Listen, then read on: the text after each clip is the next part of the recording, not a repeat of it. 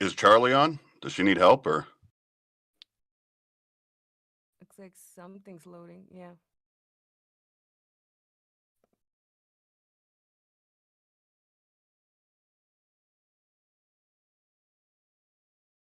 All right, I'm done. Can you hear me? We can hear you. I'm just a blurry blob, but why am I a blurry blob? Hit the little camera icon, I think. The heck? What is going on? I think it's my settings.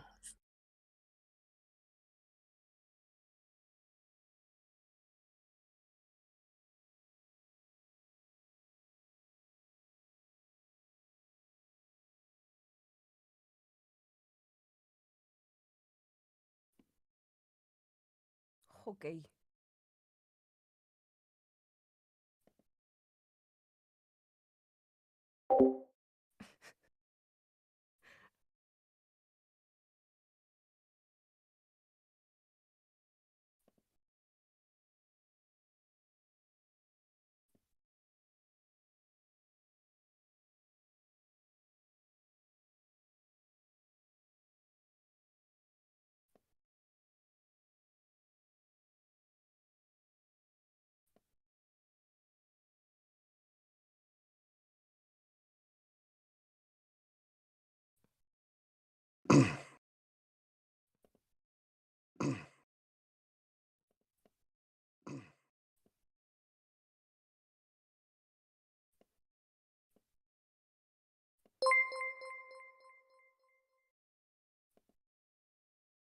Starting soon. I'm so excited.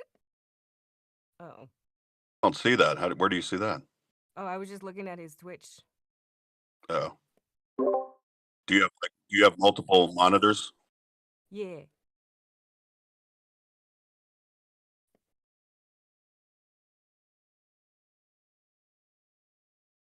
I have my phone.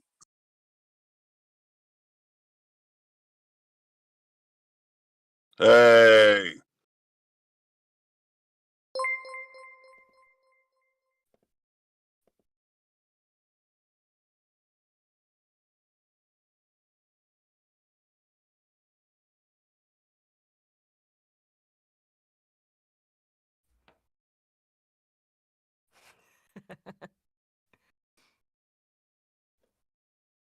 A lot of pizza on your plate.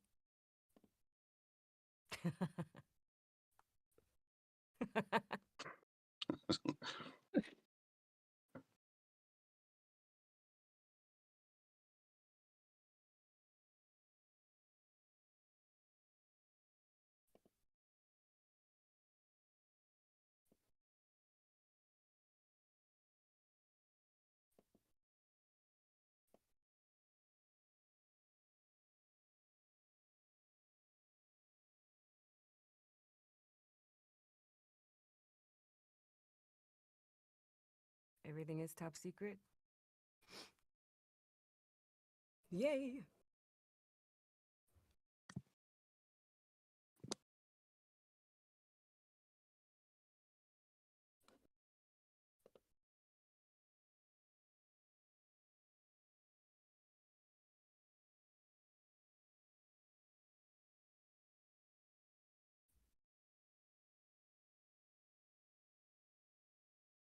Wow. Hey. There we go. All right. I don't know if I need to change that. I guess on Kick, I should probably change that as well.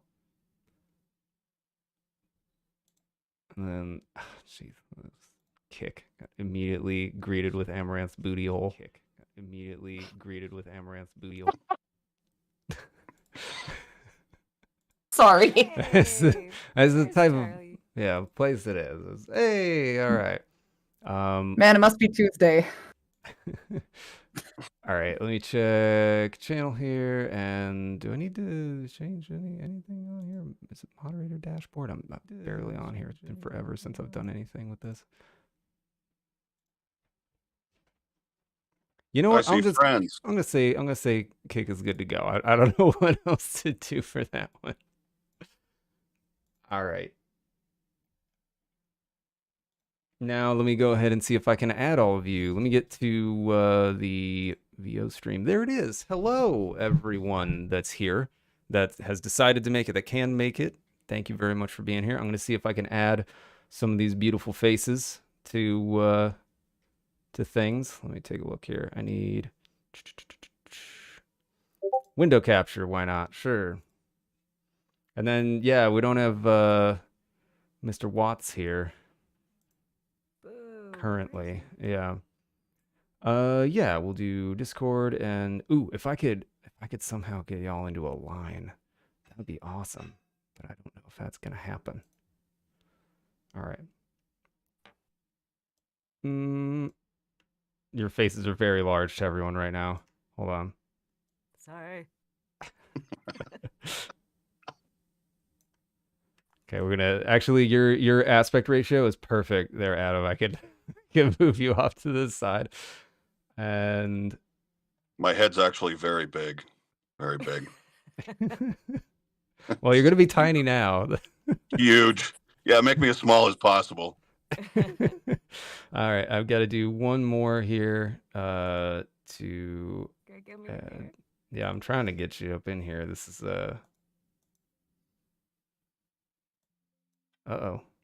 What happened to my OBS? Oh, things hiding everything else. There we go. Okay. My goodness.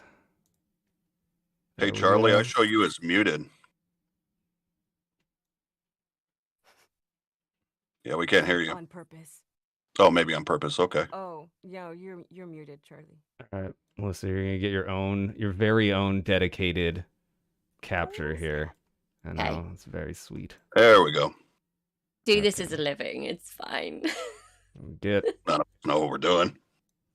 Well, clearly I don't know what I'm doing. doing. I'm trying to figure this out. Brian knows what I'm he's just doing. a Charlie guy. knows what she's doing. I don't know. I don't. I'm just a guy trying to make the stream work. There we go. I'm still laughing at your big head comment. Thank you for laughing at my big head. I appreciate that. Why am I the biggest? Joke in there somewhere. I'm not Jabroni? gonna say it. All right, hold on. Giant. There we go. That way, when Mr. Watts can join in, it just now time the chat. You know what? It's staying there. It's staying there. All right. Good. Now the chat's all in front of. Oh, this is a mess. This is a mess, everyone. It's all right. It's not 5 There we o'clock go. yet, is it?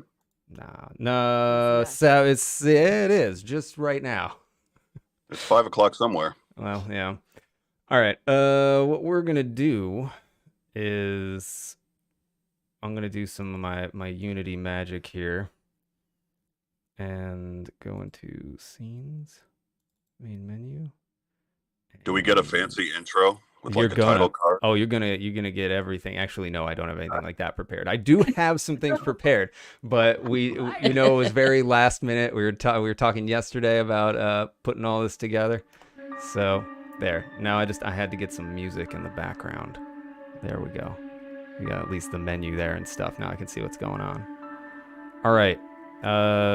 Where am I with other things? I'm trying to get all of this making some kind of sense. There we go.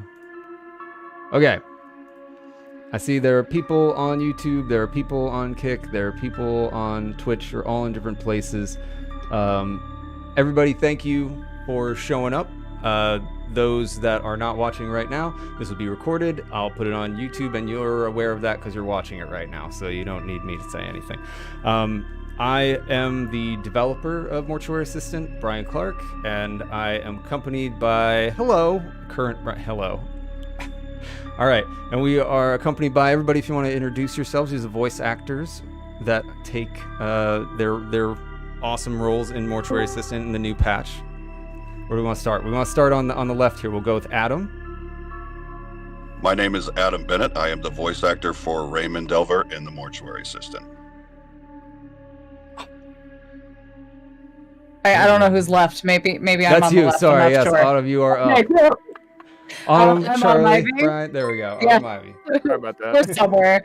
I'm Autumn Ivy. I voice Valerie, Rebecca's mother, and I am one part of the demon. All right. Who's next? And then we have Charlie. So I'm And my having name you do is it because I'm Charlie. trying to figure all this other stuff out real quick.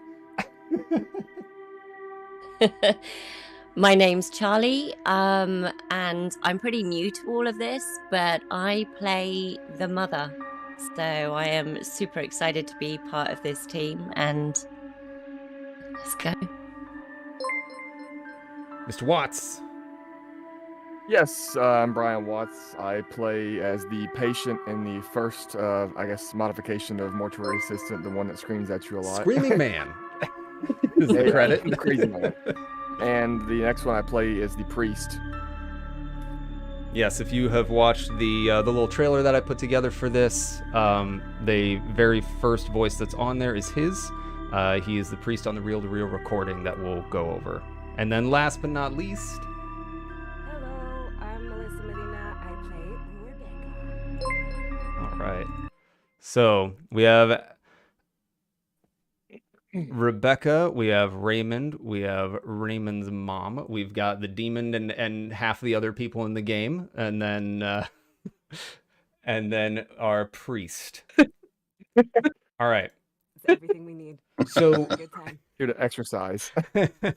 So the reason for this stream was we wanted to get together and watch the new ending. Adam had a really great idea about just getting together to see it, and I wanted to go one further and make it awkward for everyone and turn it into a stream that everybody could watch.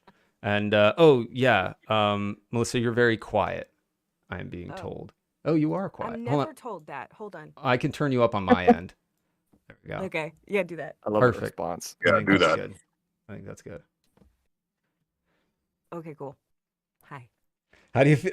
All right, first question. So what we're gonna do, like I said, we're gonna watch the ending. My plan is to basically go through some of the new content. We'll discuss how that stuff is used, working with their voices, their experiences with it. We'll watch the new ending, and then we'll probably watch it again, where we'll kind of talk over it or whatever. Because I know you guys haven't seen it yet, so you probably just want to watch it. And obviously we're happy to talk about anything, answer any questions. The first one I saw was, Adam, how do you feel about fans having a crush on Raymond? How do you feel, Brian, about So, himboing the hell out of him? Huh? so Yeah. all right, this It's going to be 50,000 daddies everywhere. Yeah. so it is a little weird. I did not anticipate Raymond becoming this this level of attraction for people, this kind of attraction. But I got to admit that this new ending, some of it is definitely fan service for those people. Oh no. And it's nothing crazy. It's there's all the concept art or fan art that I've seen where people have Raymond smoking a cigarette and all that sort of stuff. So of course I've had to go do little nods to that sort of things. Yes, Daddy Raymond, Maximilian. Well, yes. You set me up for failure, Brian, because people have an expectation when they see a character like that. And then you have me on stream and they say, this is the guy that's voicing Raymond. Doesn't look anything like Raymond. Well, that's that's what's actually pretty weird for me too, is I've never actually spoken to any of you like this live at all. And for those that don't know how at least my process works, this isn't the same for every game developer, obviously. But for me, I'll do a script that's kind of akin to a movie script and send that out to the actors. And then I'll get their takes and I will cut together the different takes from different people and try to make conversations sound like conversations, try to make deliveries sound a certain way. I'm not doing any sort of like live recordings with them, so I'm not really coaching anything. The reason for that is since I'm a solo developer, I'm always kind of knee deep in development and I've got other stuff going on as well. So it's just more advantageous for me to receive the files and get to work and then give any feedback if there is any and go back and forth. I don't know if that's easier for you guys. I don't know which way you prefer. Do you have preferred methods for how you record your work? For me, it's whatever works for the client I'm working with. Sometimes like to do directed sessions, and sometimes they send me the stuff and they trust that we can pull off what we're being asked to pull off. And I have a policy where I'm very flexible and I will work to get it right no matter what. So I don't have a set number of takes or pickups or anything like that. I will do it as long as it takes. Mm-hmm. Yeah, Brian, super I've easy to worked work with you in with. the past on Cohate, and Mhm. whenever, me and you work together, you always showed me, the actual video of the actual character and everything like that. And I think that honestly helped me out when it came to actually getting the emotion and like everything with the character correct. I love the way you direct people, basically. Yeah, the coolest thing I think was, for a lot of us voice actors, we get lines sometimes, but we don't always get any kind of context. Yeah. So it's just like, hey, scream. I don't know why, but scream. And Yeah. so one of the coolest things that you gave, you gave context, like, hey, you're possessed right here, and maybe you're a little bit pissed off at your boss for Yeah. locking you in a room with some demons. So, like that did help to have some context, and, being able to react honestly, like that moment where she's like, F this, I'm out of here, bye. That's how I would react. So it was really, it was really nice to have the context from you for that, because it makes our jobs easier too. I can definitely agree. And you were absolutely a pleasure to work with, and for everybody else did phenomenal in their parts. As a voice actor, just like she mentioned, you get hit with one or the other. You have people who direct and you get that very specific clarification, or they're just like, yeah, I don't know, free ball it. Good luck. So, yeah. But it was a pleasure for sure. Awesome. So I've pulled up on the screen here on the stream just an example of one of the scripts. This is for the first part of the ending, and so this one's a little bit more loose because I think we're kind of in a flow at this point with a lot of this stuff. But you can see I've got each character their lines to deliver, and then little notes of direction about Raymond takes a breath and calms himself. Rebecca stops walking and pulls away slightly. These are things that obviously they're not going to see, and I haven't even done yet. This is all just writing. I haven't done any of the animation. I haven't done any of the art for it yet.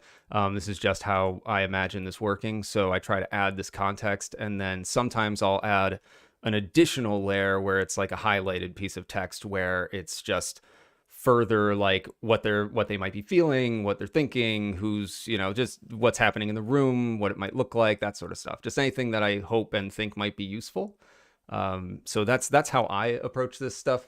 I used to do I think the very first game that I did with the subject, I think I did just lines, like a bullet point thing of here's a line and here's a line, and I was getting all sorts of questions back. I'm like, well, this is really dumb.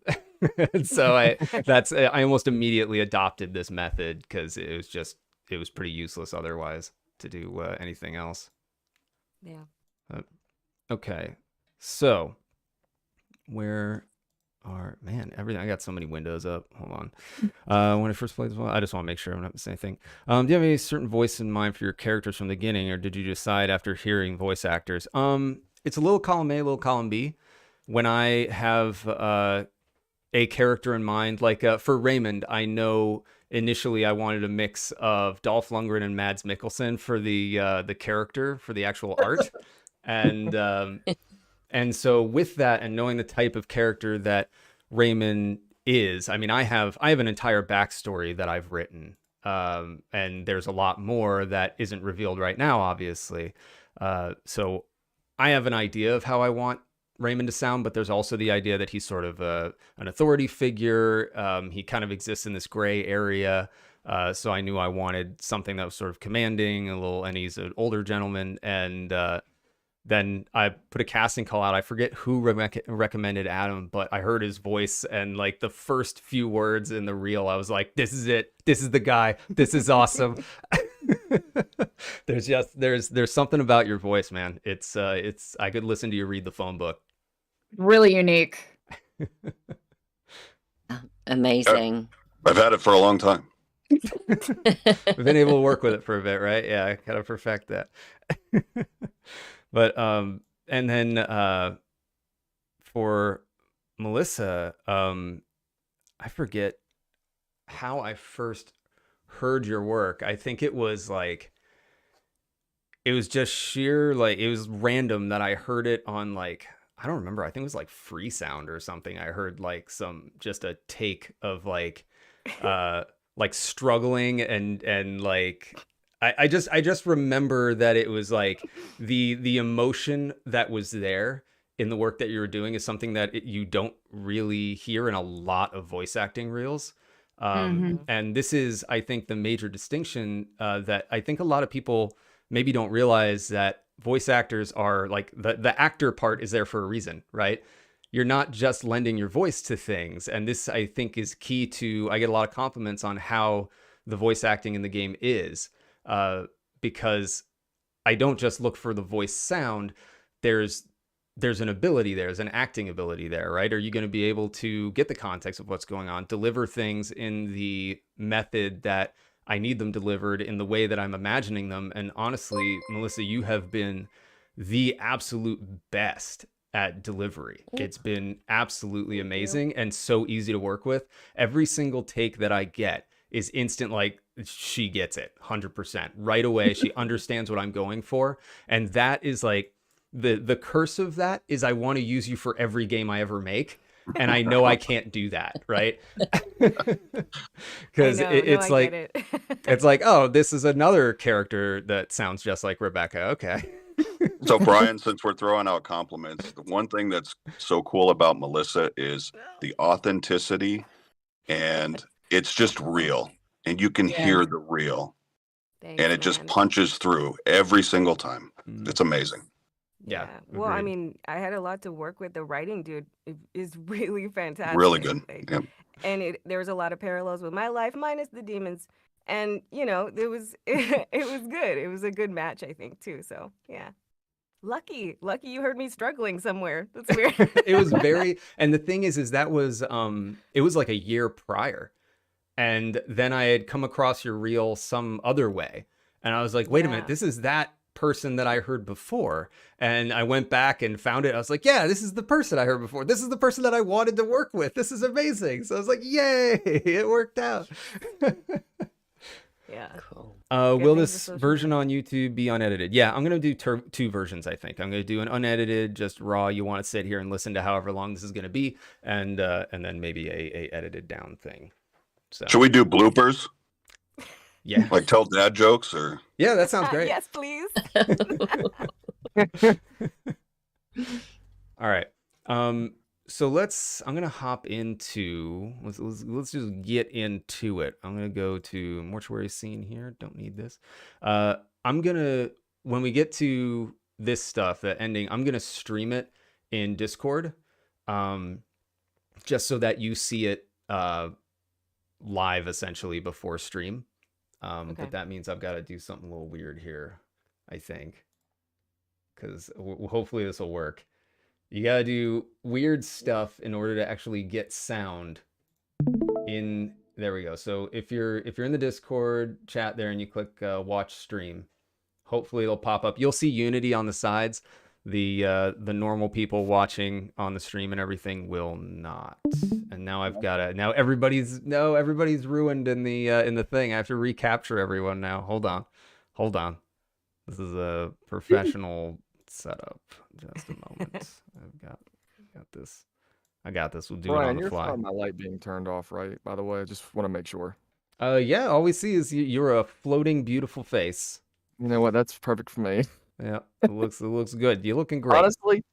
Honestly, I love Ivy setup. I really do. Like, I love that. Thanks. It's nice. That is awesome. Ivy's a professional, man. So yeah, it's You give me far too much credit, sir. There's an iguana in the tank behind me. Let's not get overzealous. It's a professional iguana. I don't know. I'll give him a top hat. It'll be fine. You know, those of us that know you, Autumn, we get it. You know. Thanks, cool. Adam. I appreciate it. Okay. Oh wait, now we're off again. Hold on. We got Charlie back, so now I can. We got this. Now I gotta hold on. You kicked Charlie out? No. I don't know what's going on. My computer's just like, I hate you. I hate you. There we go. There we go. Okay. All right. I swear we've almost got this. There we go. All right. Yay. Everybody's back. Gang's all here. So, and I'm just floating over here. 1 second. Oh, we lost someone else now. I think we're gonna have to deal with the cameras popping in and out. Because I'm just curious, Melissa's camera is MIA now. Oh, hold on. Let me try Are the something. Canadian wildfires affecting any of y'all as well? Because it's kind of really hazy here on the They East do Coast. here. Yes. yeah. Yeah. We're both. Yeah, super hazy right now. Actually, yeah. Charlie and I are in similar areas. So We are. yeah, we you're are. like I think you're like an hour away from me actually, which is kind Yeah. of crazy. But Isn't that funny? Like yeah. a small world, like a British person here, like an hour away from you. It's bonkers. I don't care about treated like a doxing celebrity. myself, but there we go. Whatever. I'll just be overlapped here. All right. But yeah, haziness has happened with the previous batch of wildfires, and now this hot new batch has been causing a little bit of grossness as well. Great. Yeah. All right, let's Yeah, it's jump. like Mad Max outside. It's a bit much. So now hopefully you guys can see what's going on here and hear it as well. Ooh. You can hear it? You Spooky. good? I gotta make sure everything's working. All right, good. Can you guys still hear me, or am I muted? We can hear you. You sound good. Yeah, we can hear you. I'm gonna move this editor window. I gotta be in Unity because there's stuff I'm gonna do fancy things to make this easy for me and not give away every little bit about how to do it. We're all about the fancy things. Yeah. True. That is very much true. Right. It's very peaceful. It sounds like Skyrim rain almost. Right? Makes me want to go play Skyrim now. Lull you into a false sense of I Want know. a little meditation, Yes. meditation, mindfulness All right, reading. that's unlocked. I think we're good to go. All right, so I'm going to wander into the basement here because we're going to go into the first bit of new content because the setup for it, I think, is important for the second half of the ending when it happens. Oh, Hey, by the way, Megapixel. just a quick question. Melissa, were you the one that did the in the tape recording? Were you the one that did the demon voice? Or was that Well, he modified my voice, yeah. But That is I got to incredible. say In the terrible, reel-to-reel, I think that awful would be things, Charlie. though. Oh, whoever did that, like I was below. I feel like I was watching The Conjuring. I really did. In this one here? Yes, I felt like I was watching The Conjuring. I was like, damn, this is like some like Hollywood level shit right here. So this this piece right here was actually what was I watching? I've watched so many horror movies and I take a lot of inspiration from them. But basically there was a couple that was I almost had it. There was a couple at an old house and they were watching like birds. They were doing like bird research and she had like a she was doing a reel-to-reel recording of these birds, and that when that happened, I was like, "Oh, those things are old and creepy. I want to do that." So I made a little reel-to-reel like this, and tried to figure out where I could plug it into all of this. But Is that the one where the kid gets decapitated? I'm not sure what the actual movie's called. I think it's like That's Hereditary. The dad, Yeah, that's not that one. Hereditary. No, but like the dad ends up being the one that's like shot everyone or something, and like, oh man, what was it? Amityville? No. Unfortunately, the father going crazy and killing everyone is a pretty standard horror thing. So kind of hard to narrow it down. I really don't know. Yeah. But anyway, once Rebecca works her way through here, finds her way into the new room here, this is where all the new content and lore setup is.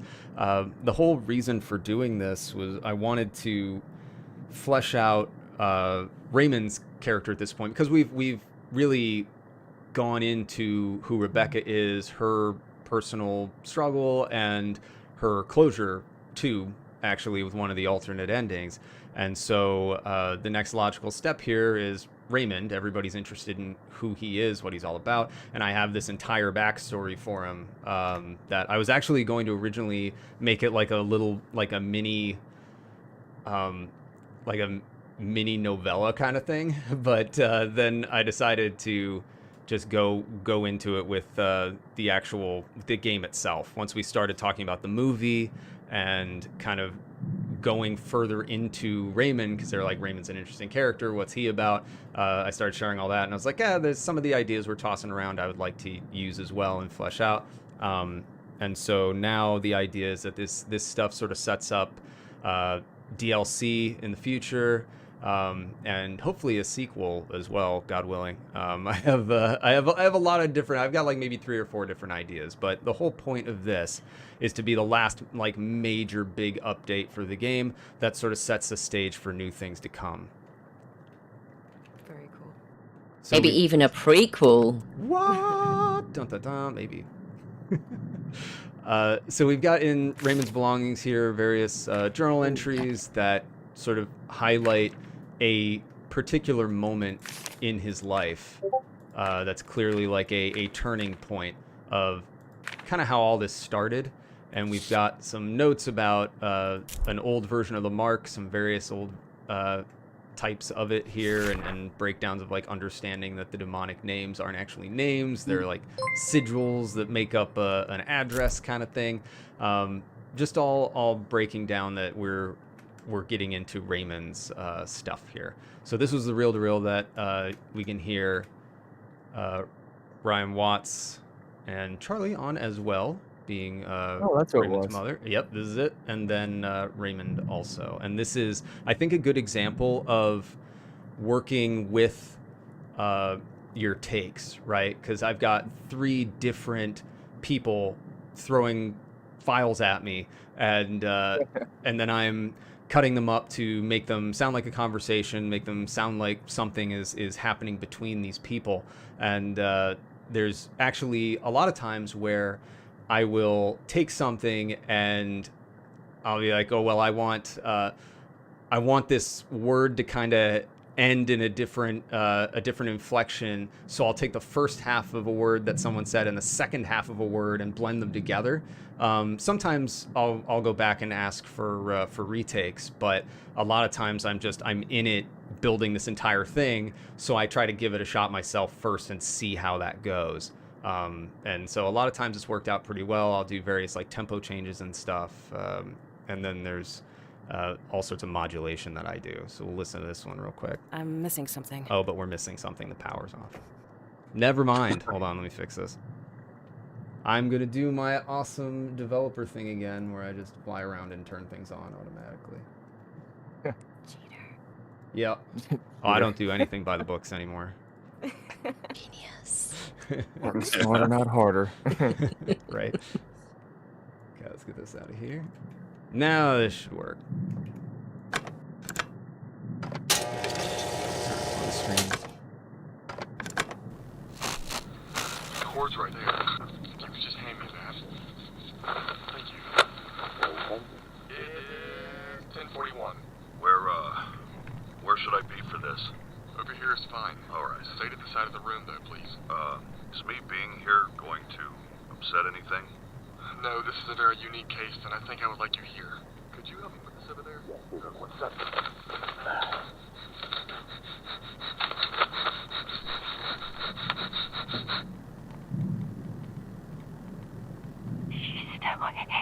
What was that? Quiet, please. This is Who's still Charlie. here? Tell me your name. She can feel her flesh rotting. Always bleeding, begging, bleeding, begging. This body does not belong to you. In the name of the Father, the Son, and the Holy Ghost. Sinful flesh is not my cry. The four seals are marked with my coming. I claim this present at the threshold to my glory. I have lingered long enough, God, no prayer will save you. Only one may deliver the glory of my house. Let me out, Raymond. You've taken enough from me! Burn in hell! She already is. Good! Today is the day Glorious Prince of the Heavenly Army, Saint Michael the Archangel, defend us in our battle against principalities and powers, against the rulers of this world of darkness. Oh, Raymond. I thought you were smarter than In that. the name of Jesus Christ of Nazareth, bring the powers assigned to this sword to surface. Jesus! Who met your destiny? The god of perfect in combat. You need a new shepherd. As wax melts before the fire, so the wicked perish in the presence of God. In the name of the Holy Spirit, reveal your name to us. My name is beyond your knowledge. Hold her down! Take the Bible on her! She holds the cross of the Lord.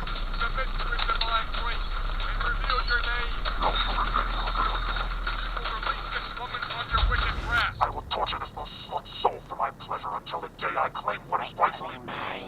Hide you from us, whether you may be unclean spirits, all satanic powers, all infernal invaders, all wicked legions, assemblies and sects.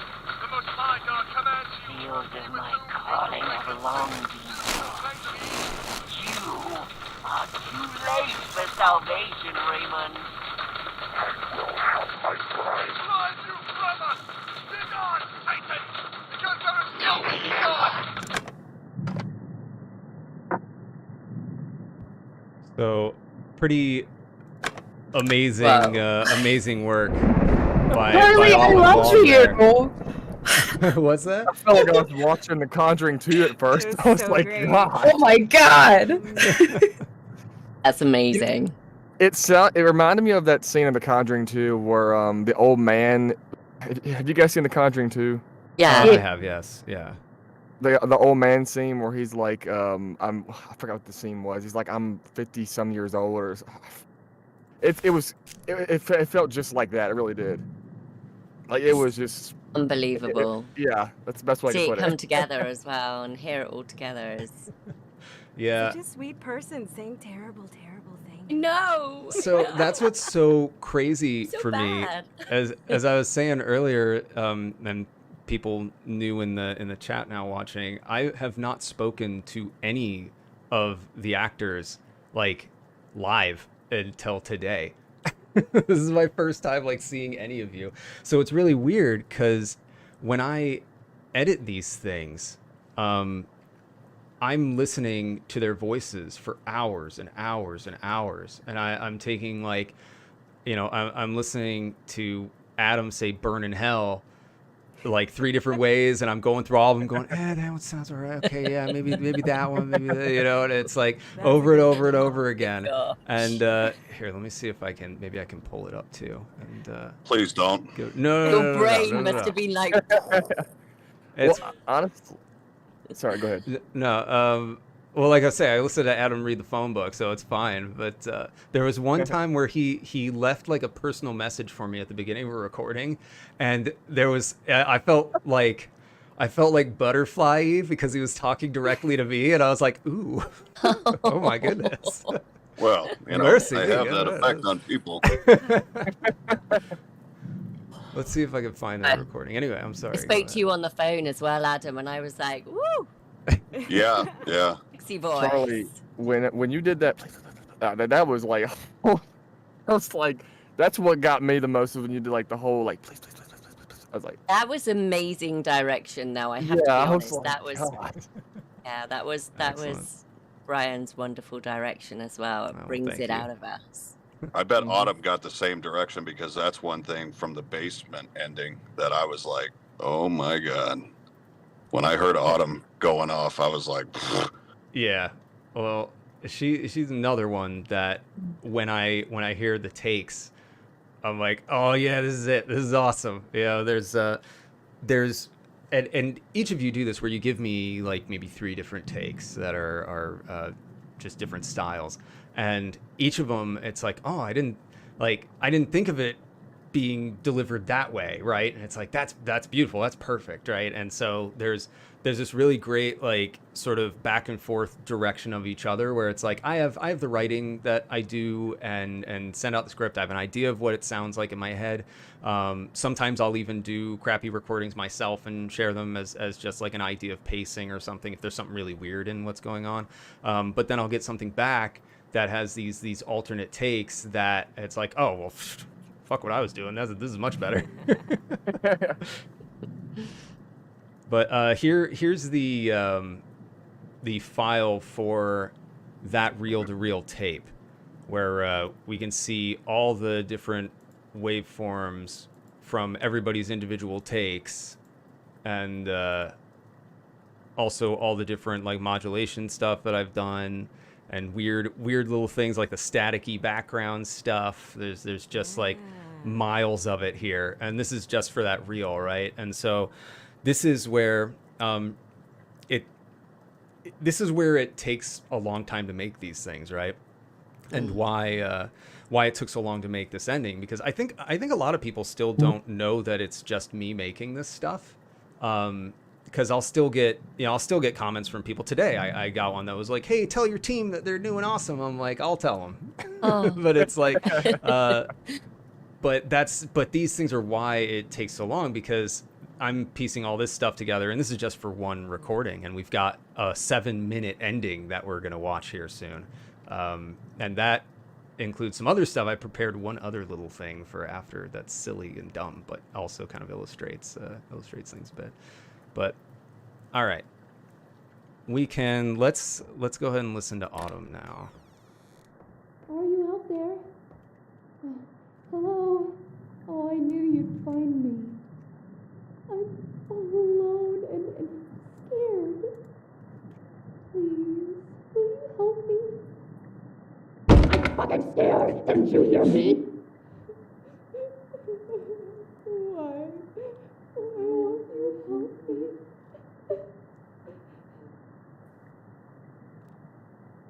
This is what people have seen from the original game, obviously, before this new patch. I absolutely love the like crazy dual nature of Valerie in this, and this is what I was talking about, where Autumn just totally nailed it, where it's like super sweet and sad and then really messed up. Me being crazy really came in handy here. You killed this. You absolutely slayed this. Thank you. Look at this. That laugh, that really like Who laugh. Oh, I are love it. you now? Yes. Look at you. Is Raymond here? Do you see what he's doing? Who could do this to someone? I think you should let me out. Let me out. Tear out your fucking eyes! I'm going to cut you open and stuff the burning embers of this fucking building, and you will chill you back for death! You'll be here soon. Wait! I'm here. Oh God, please. Please don't leave me.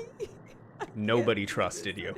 No one was like, let her Nobody. out. Nobody was like, nope. He nope, seems no. like a nice person. We should let her out. She's not off her rocker at all. Fair. Oh, For both of us, invite her over for a cup of tea. find a way to let me out. You just need to open the lock. Yeah, nice and creepy. I love it. So Creepy. So Brian, when you got Autumn's takes, what was your first thought? I gotta know that. Like just the original basement ending. So yeah, it basically when I got the are you talking about the original stuff for this ending, or the original basement ending, just like when Just the original So yeah. We had some back and forth on how the demon should sound for a bit, and she had a few different takes where there were some that were more like impy almost, a little higher pitch, and some that were like more gravelly. And I kept being like, more gravelly, get in there. And then she came back with this take where it was just, it was beautiful. It was exactly like it hit the right, like, deep graveliness, and the big thing that really sold it for me was I really wanted this particular laugh that sounded like you're almost like choking at the same time, and like something's probably wrong with your vocal cords.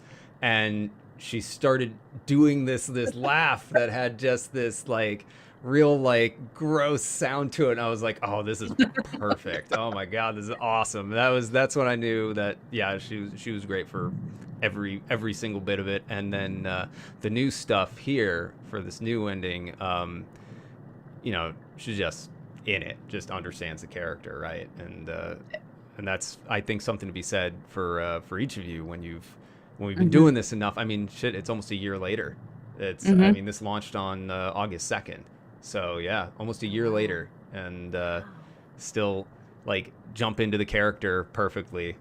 All of you, it was awesome. But I think you referenced the Evil Dead, the remake too, yes, and we had a brief discussion about that. And I was like, oh, wait a minute, I got this. It's fine. It was after that. It was after I shared that. Whereas, because I really like I think it was 2016 remake of Evil Dead.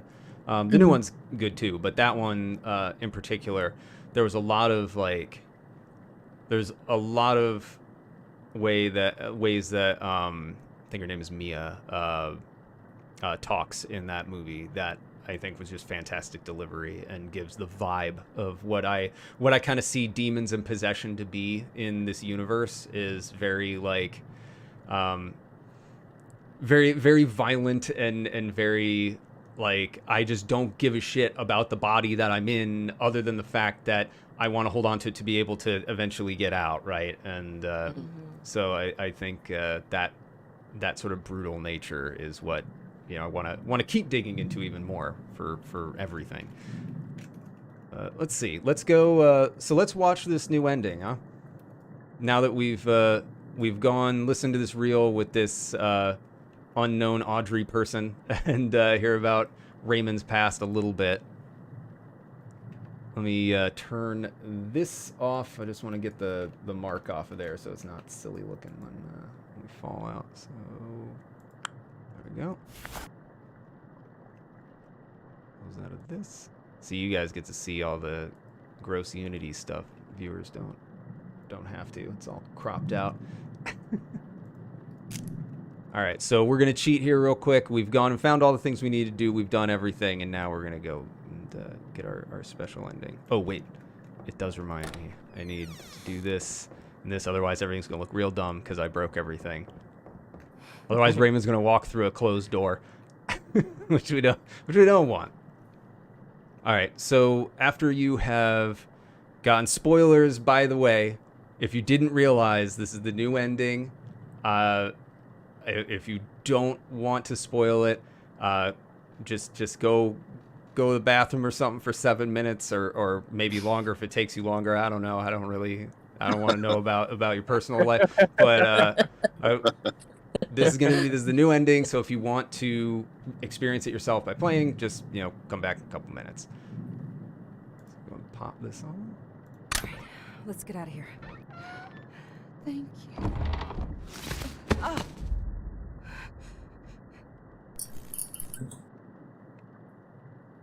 I knew I could count on you.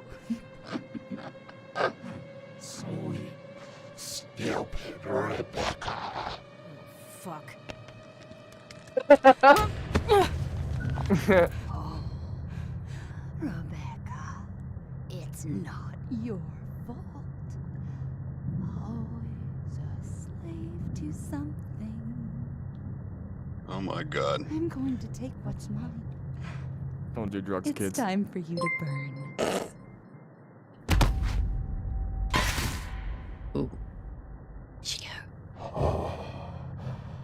I waited so long. Look at this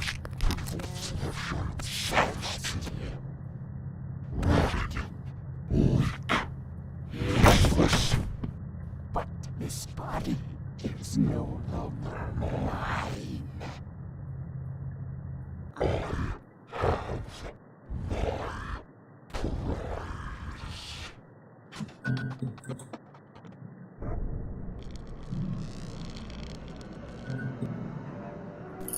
Oh shit!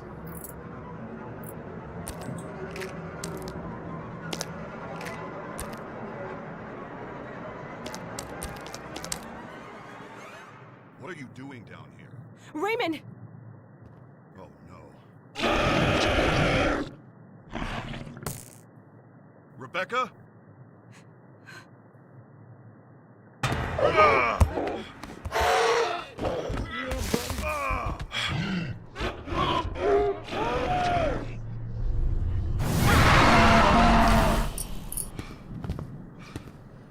Are you all right? Yo, excuse me? What the fuck is happening?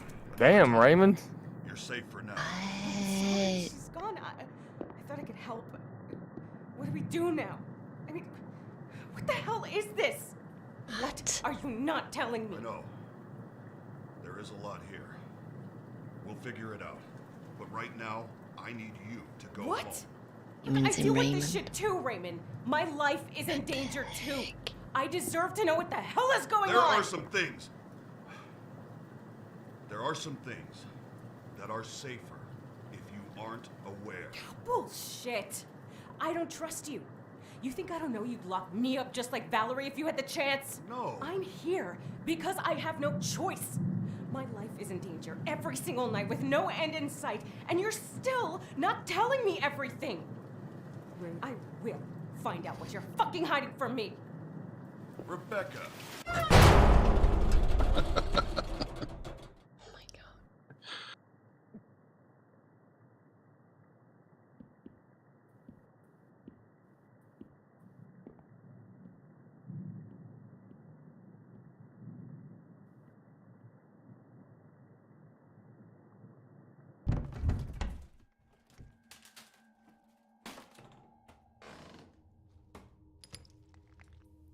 Another already? Oh, baby, you're burning up.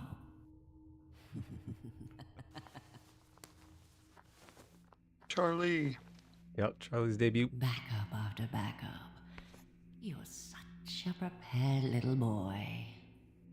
But it doesn't matter.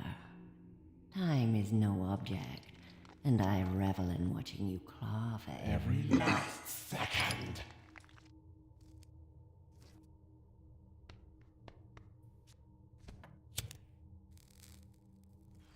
Jesus Christ. Boop. It won't last forever, Raymond. It'll last long enough. Like some alchemy going on here.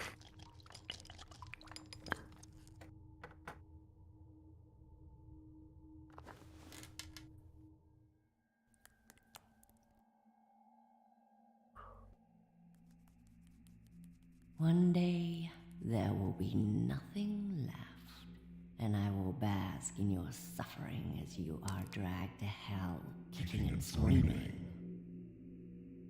Yeah, you've said that before. Don't you all get tired of saying the same things? You're pretty fucking predictable at this point. Predictable. After all, you're down here begging for more scraps. Awful lot of missteps lately, Raymond. Rebecca put you in an awfully tight spot. No Sure did. worry. Rebecca. No more blood. One less barrier between you and the inevitable, my love. She didn't know. It's not her fault. So many women in your wake. Poor Raymond.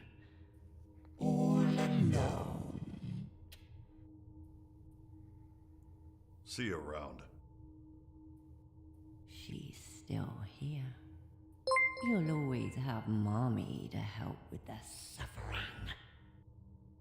Yeah, you've said that before, too.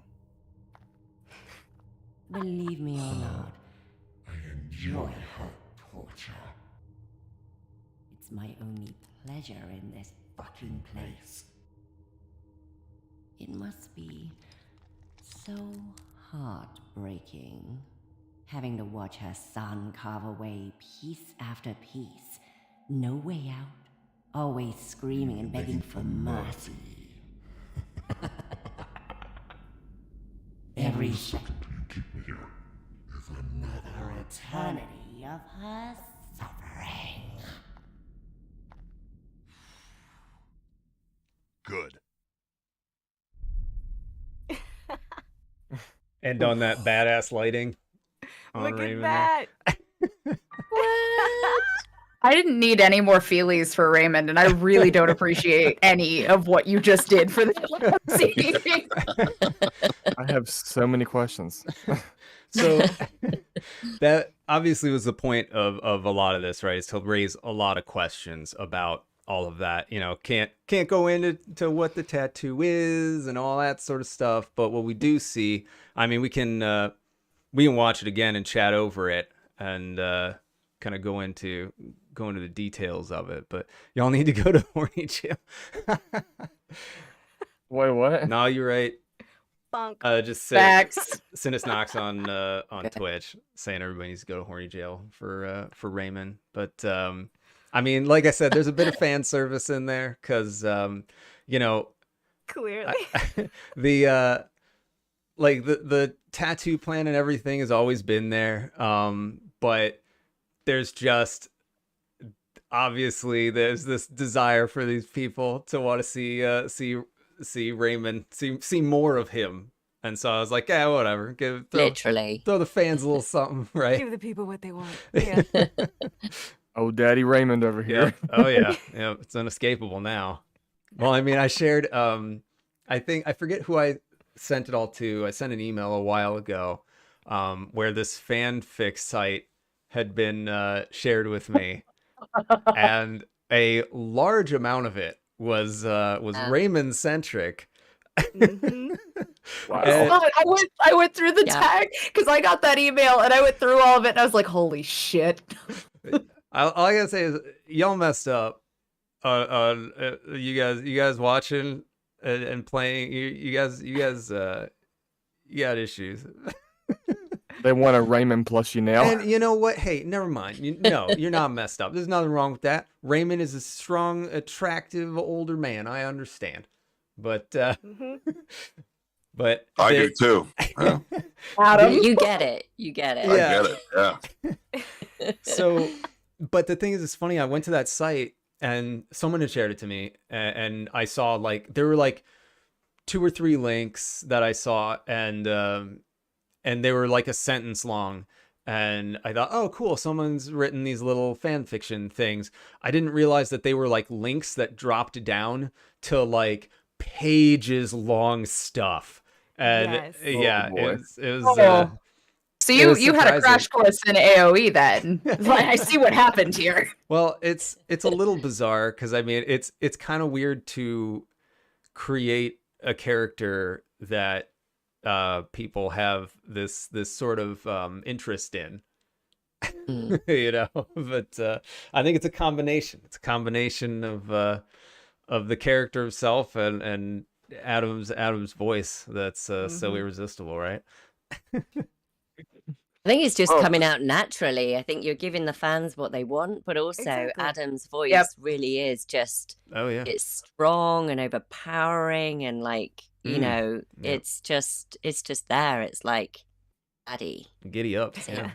When I first saw the art of Raymond that you sent me, Brian, I was a little reluctant. I was like, I don't even look like this guy. I don't even think I sound like this guy. Yeah. But I saw everything else and I was like, I gotta be a part of this. I just gotta throw myself out there and see if I'm gonna fit. And so I mean, and I I think regretted. Now I regret it. I regret it completely. You do not. I have a Isn't that serious the question, beauty of Adam. voice acting? You can look like, and I mean, I don't think I look like Raymond's mother. I mean, you know, You look like a maybe rotting in the corpse. morning, No.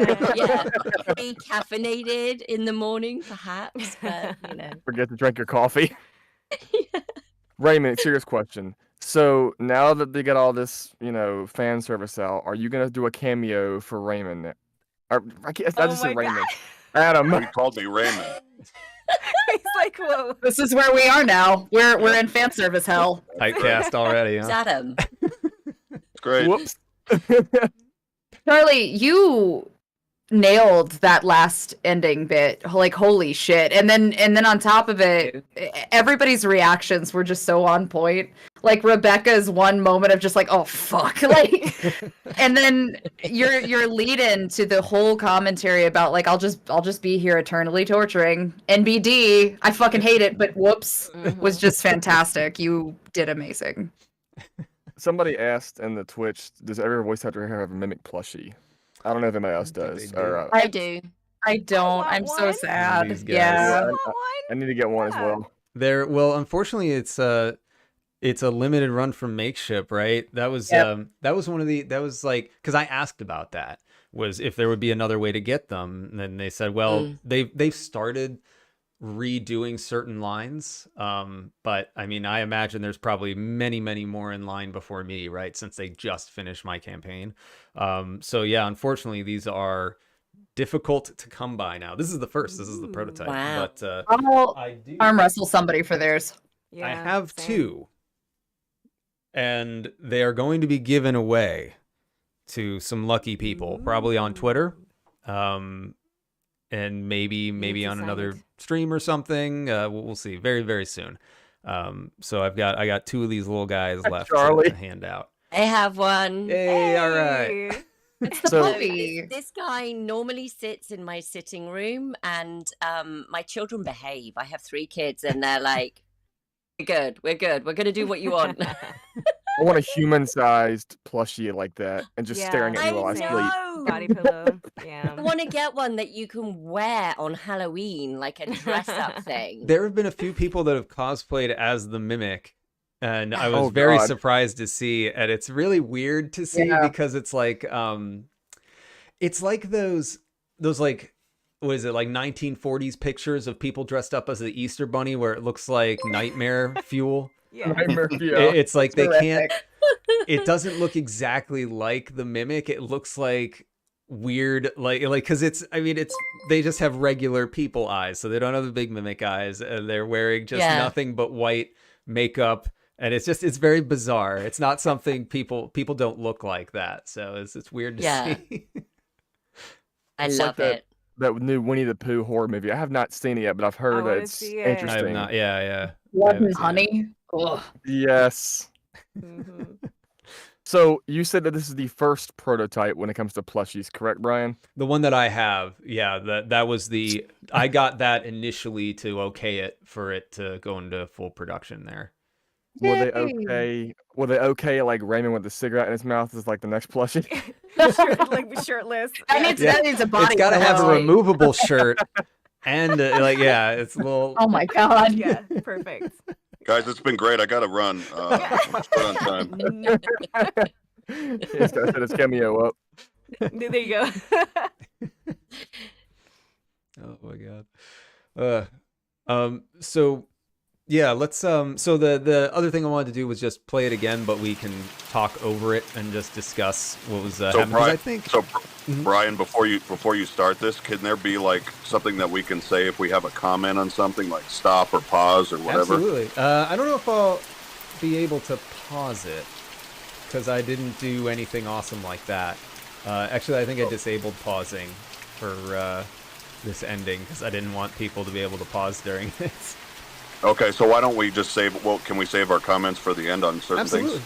Yeah. Well, like Okay. I said, we already watched it once. So if you want to talk over it, I don't care. Oh, okay. Yeah, I don't know. I just don't want to talk over anybody else. That's my voice is kind of like a bull in a china shop. So we all know. Very powerful. Yeah. Yeah, it's very powerful. I do like it.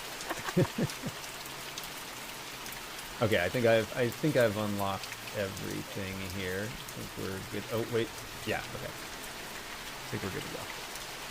Because what we're gonna do now is I'm gonna cheese it even more. We're going to skip the whole talking to Autumn again.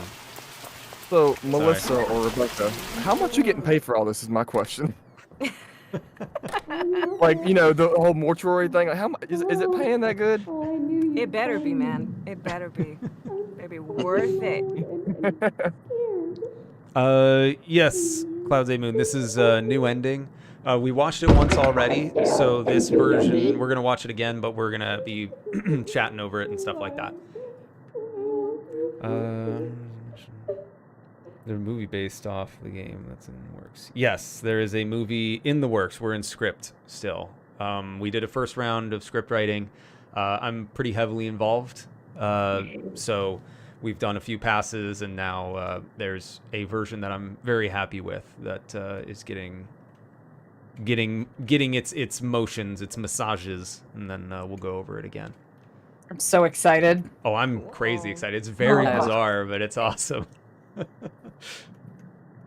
Where are they gonna cast for the actual like film actors? I have no idea. We've had discussions about who we would potentially want, but I don't think it's a conversation that can really be had until the script is like fully okayed and we're you know what I mean, like to like seriously talk about it. But I do know that Epic Pictures, the parent company that owns my publisher, they have said as much that they want this to be something that they put more funds into than usual. So I'm very hopeful for things, but we'll see. Who knows? It could get completely shelved. No idea.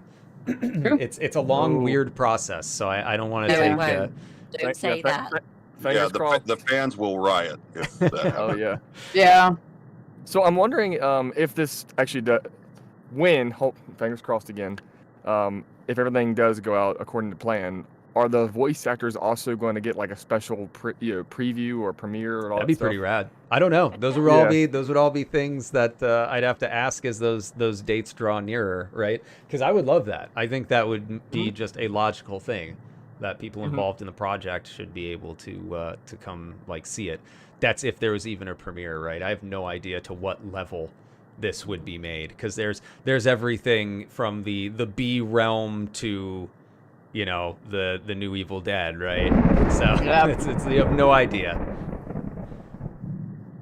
I think it's going to be a lighthearted comedy myself. Yeah, clearly it's a rom-com. rom-com. Yeah. They're just going to cast you as Raymond, Adam.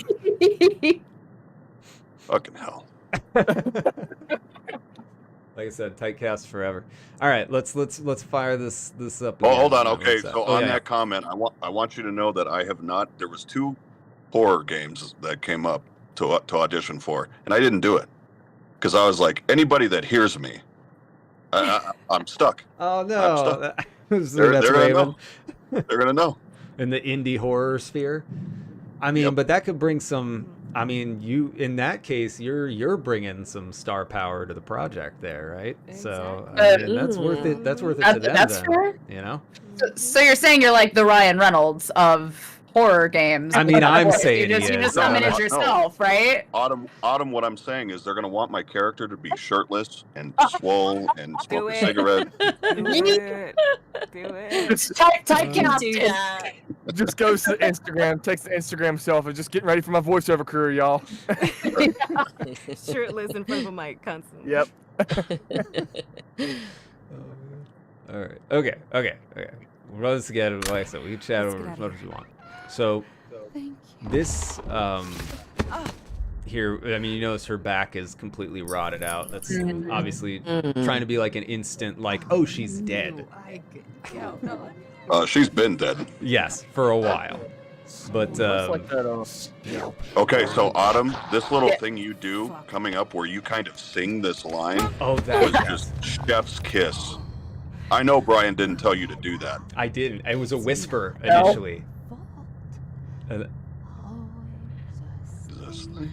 Perfection. Yeah, that right there. That's what I was talking about, actually. When I was talking about the different takes that I get from you all that kind of inspire different things. That's why when I did the animation, I did the head movement like that. Because originally it was in mocap, just leaning forward and whispering in her ear, right? But when she did that, I was like, oh, I have to use the sing-songy take. Absolutely. Like, that's great.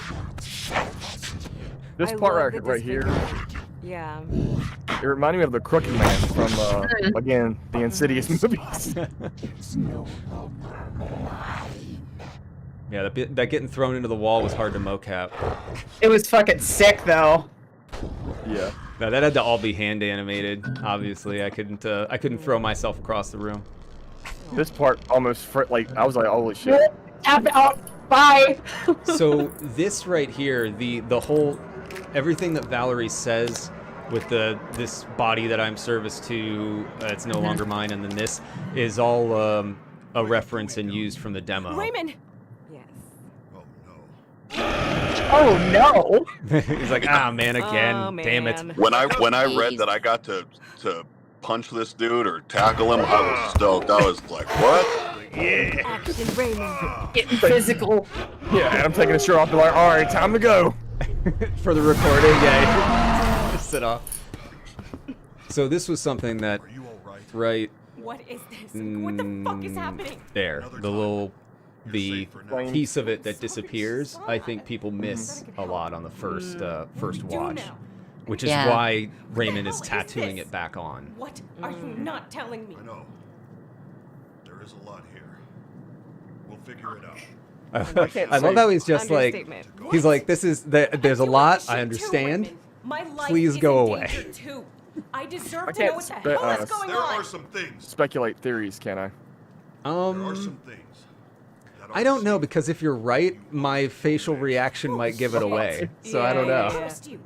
I'll just keep my mouth shut. Just like Valerie I like how had the Raymond's like, I'm chance. just gonna stand here with my shirt open. Because I Why not? Well, I mean, it's burnt And to somehow bits. Rebecca's It'd not be even distracted. more No. weird if he took it off while talking to her, right? Telling me everything. She's got more questions. Yeah. I know you're fucking This is an doing that, HR but- nightmare with this. Yeah. So everything Melissa did in this back and forth here is a perfect example of like her understanding of tone, because she read the script, saw the notes that were in it, and was perfect delivery instantly. I had no critiques. It was just this was, again, every time I'm like, oh, she totally understands it. This is a dream to work with. She's a Thanks, freaking yeah, I rock feel like- star. I feel Melissa, like did you Rebecca put your gets 2 weeks the- notice in? Yes, absolutely. Screw this. No, I feel like Rebecca's sort of like the voice of the audience, where she's like, no. Yes, this is yeah. this is messed up. Totally. Absolutely. No, thank you. And I love that. Yeah. 100%. And here I just go carve a piece off of Charlie. Why not? No big deal. I know. Time is no object. Y'all. Slice it off. Yeah, I felt it was important in the scene to just show how casual Raymond is with this now. You know, it shows that this is not the first time. She's No. clearly been down here a bit. Yeah. Lights a cigarette. Yeah. It won't last. That might kill you, Raymond. Just letting you know, smoking's bad. Yeah. It'll last long enough. It's definitely a bit of that, like, coffin nails, sort of like, it doesn't really matter. It's There- happening So one one way or the thing other. that I Dirty noticed. demons. Mhm. Yeah. Go ahead. No, one thing you noticed? One thing I noticed was I really liked the way you animated the smoke coming. It's like perfect, like totally the way a cigarette smoker would come out. Yeah. The really callous back and forth that happens in this scene between Charlie and Adam is just so good, because like you get that don't give a fuck from Raymond. Yeah. And then Charlie's delivery of just kind of like that. It's not even combative. She's just like, are you sure? Yeah. Are you just putting it- positive? Yeah. It's kind of mocking, and Scraps. Yeah, My arms hurt though, being up like that for so long. Well, that's why you can't really see it too well in some of these scenes. You can see it a bit. I do a wide shot, I think at one point that's low down when he walks up, where you can see her legs kind of like crumpled up and everything. And, Yeah. you can't see it from this angle, but the way I've animated it, She didn't know. her upper torso is actually offset from her hips forward, Ugh. so it's like it's kind of sunk down and broken from her back, and it's more just like what's left is just kind of holding her up, you know. that comment, so many women in your wake. Like, this demon has just watched him fall apart for years and just is so into it. Yeah, that's fair. It's no, again, the knowing all the history and everything. Yeah, Raymond's had a pretty rough time to get to this point. But I mean, you commented on the callous back and forth. I mean, obviously, this scene is meant to be like this has clearly been going on for a long time. Yeah, like they just neither of them give a shit anymore. I'm curious how Charlie. Having to watch her son. Charlie, I get almost like a Psycho, the movie Psycho, like with his mom. The mother? Yeah. I don't know why I get that from this, but yeah. I vibe. I mean, yeah, I totally embodied that Psycho. It's hard to get into that character because I'm clearly not psychotic at all. So Can we talk about this fucking animation? Good God! This man just does he does the wall lean. Get the fuck out of here! Do you see the peck move? So here's the other thing that I Did you see the details on the nipple? Yeah, I really made sure I got in there. Can we go back to that? Oh, I'm done. Fine detail on that. So I am. Yeah. Go ahead. Sorry. I am kind of curious, how strong is this demon? Because in the recording with the priest, I mean, obviously it could just be a low-level priest, but if it's like a cardinal or, somebody from the Catholic Church, and I'm not saying it is, but if hypothetically it is, I mean, you're talking about one of the hierarchy demons, like I don't know what the demon ranks are. It's like lords and all that stuff. Yeah, it's kings, princes, and a few others. I can go into that a little bit. It's that it doesn't work because it's not real. It doesn't even register because that's not the demonology in this universe. So it's sort of like it can work with I'm trying to think of some aspects of what I've written earlier. It can work with some lower level stuff, but there are particular things. I'm trying to figure out how to dance around this. There are particular things that can happen that make things not happen. I guess if that's a way to put it. So it's not necessarily. We don't know for sure. It could be, but it doesn't necessarily have to mean that any one demon is a particularly powerful demon. There are certain things that can happen that will make things work a different way. But again, the idea, what I can reveal are my plans here. The idea is in DLC, I will go into how all this has happened, what's been going on with Raymond, and just sort of his history. This is all going to be through the lens of Rebecca's experience again. And there's, like I said, we've kind of done her growth from the past. And so it's going to be focusing on her growth now moving forward and dealing with Raymond's past and sort of tying all these things together. And that's where we'll discover what all this means and what I've been curious, like why Rebecca? Was it just she was the next one in line, or some of that stuff too? I'm curious what Rebecca's gonna do. Yeah, that basically it's highlighted a little. There was a lot more dialogue. There's stuff that's been left on the cutting room floor, right? There's a lot of stuff that you all have recorded over time that ended up not being used. But what is gone into slightly is that there is a certain type of person that demons are attracted to, like they are able to use as a conduit, right? And it's not everybody. But that's why Rebecca is really special, and that's why Raymond sees it as important, and why Valerie is really important, is because these types of people are extremely rare. And when someone who is strong enough to withstand a possession and be a conduit for the demonic,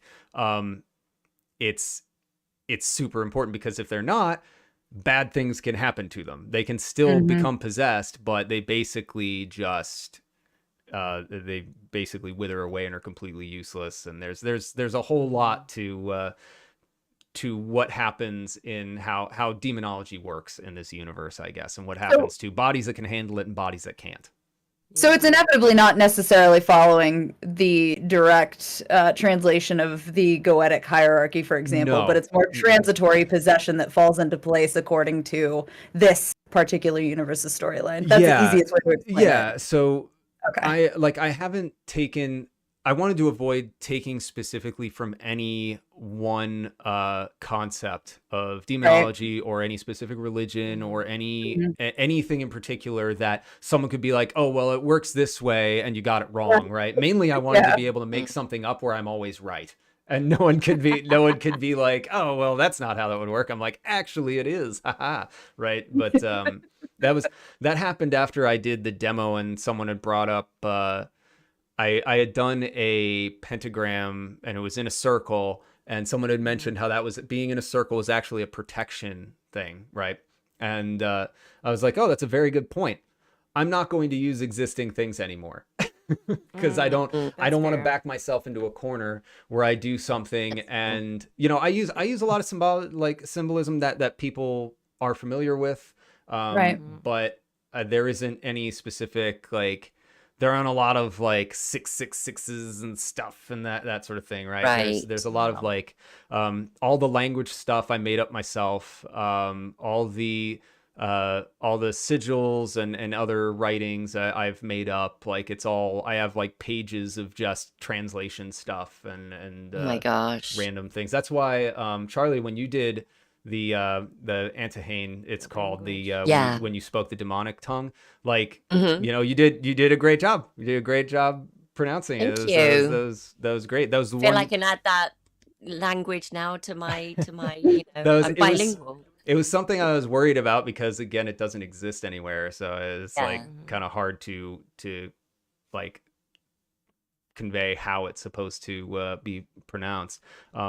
There are things that there are moments in all demon takes from the demo to now where there is another uncredited person which is me doing some demon stuff as well, and that's when I want it to be completely removed from the other voices, right? And and if it's when it gets that real low kind of mushy almost, that's usually me doing that. So we're covering all bases. It's mostly it's mostly Autumn.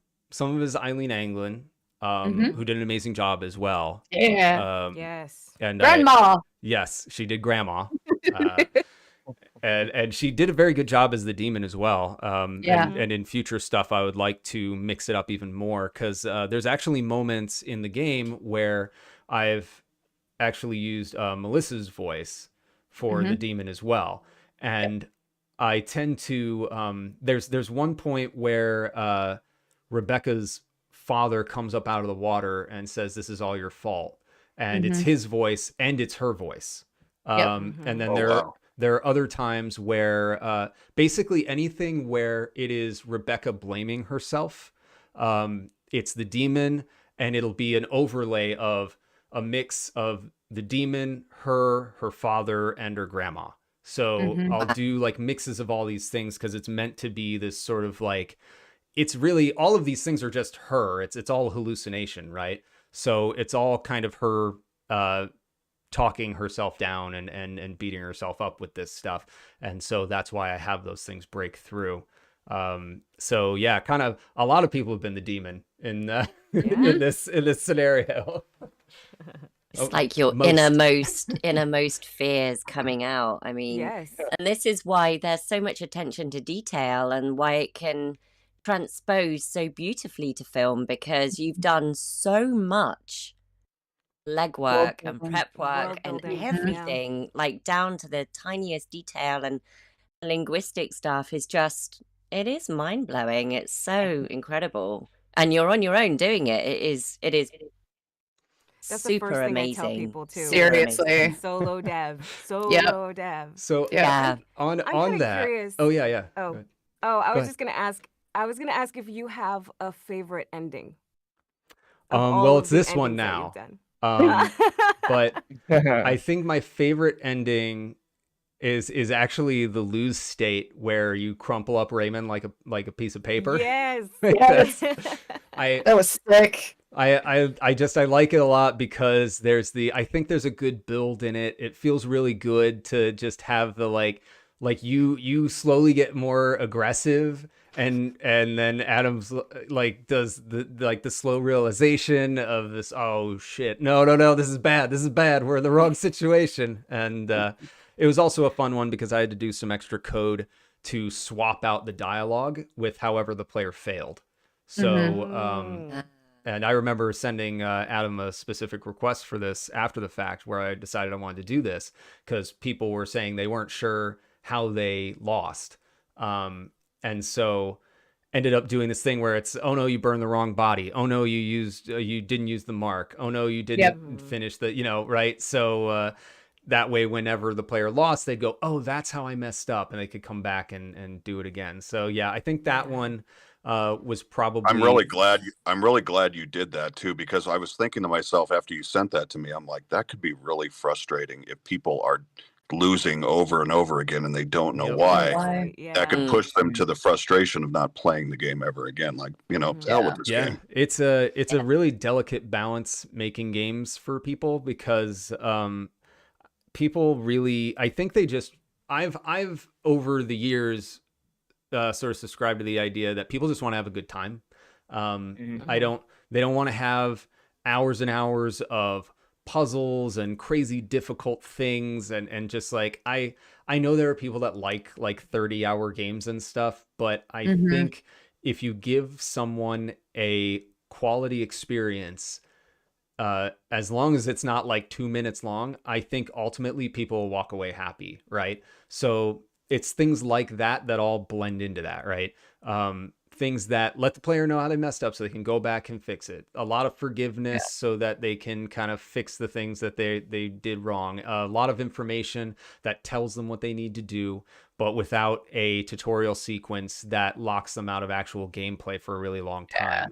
That's why the tutorial for the game isn't embalming, right? You go, like, you get shown the ropes. The idea was you get the embalming stuff out of the way because I'm teaching you two things. I'm teaching you how to embalm a body, and then I'm teaching you all this demonic shit and how the game works, right? So the idea was in the tutorial to teach you the embalming and get that out of the way. So you already go in to the intro of the game, to the full game, with the knowledge of how to embalm, which I think sort of lends to where Rebecca's experience would be at. Coming in and being like, okay, this is the thing I know how to do. Now I'm experiencing this weird thing, right? So I tried to structure the tutorial to be the same way.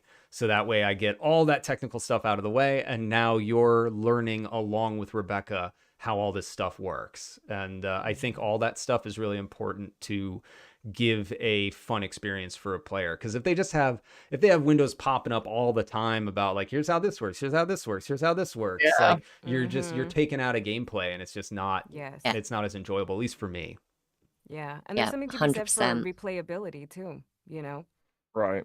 There's on that replayability note, I mean, there's variants of the intro that I'm sure lots of people don't know exist, and I know Melissa, you recorded them all. But that's actually, here, we might be able to do that. Yeah, I don't even know what you're talking about. Yeah, here. Me either. Let me do some more fancy things here. And it's nothing worse than getting a game, getting excited and playing it once, and then it's done. It's like, Well, that's with the shorter shifts, and this game really focused. I tried to go with a lot of replayability in that a single shift may not be super long, but you get the different haunting events every time. You've got the different endings you can go to. There's like 6 or 7 different bodies now. There's all these different things that make it all new. And there's different story events that unravel as you go. And you don't get the same one until you've beaten the game and gotten all of them. Then they'll recycle. But it's like everything is built around replayability, trying to get people to, want to come back and do something different. Let me see here. Where are my tools that I made? The tools, clear game data. There it is. All game data. All right, I think this will do it. This should bring the intro up. You want a music band T-shirt? That was one of the fun things with this here. It was just really weird. Let's skip this one because So some stuff fell. everybody don't see this. Okay, so this actually was a fun aspect too. Was making all these ridiculous things. I But, Loved it. like, there's little stuff, but then yeah, if you actually read the descriptions on the back, like I love doing weird stuff like this amidst these serious games. I know if people play Kohate, which Brian Watts is the main character for there. There's a whole lot of Easter eggy stuff like that. And there's also I got my face shut in. That's the best way I could put it. I became a slave. But also there's DJ Two Shades on this if you wait long enough. I love that one. That's a silly one just because I forget what it was. I think it was on stream. I was just doing basically a Rick and Morty voice, and people thought it was silly. And so I just made I think there's 4 or 5 different takes of that.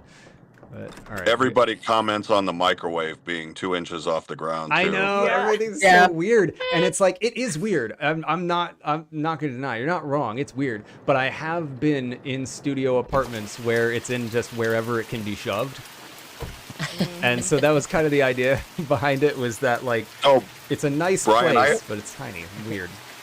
Brian, I have a question. Did you have anything planned for scares outside of the building here on the outer grounds? There are a few, but they're very rare, and that's I think part of. I remember recording a couple. Yeah, it's part of the issue. Oh wait, there we go. So you just toss the vase, and I've actually been on a few streams where I've been trolling people, and I tell them if you don't touch the vase, you won't actually get any of the scares. You'll just go through the game.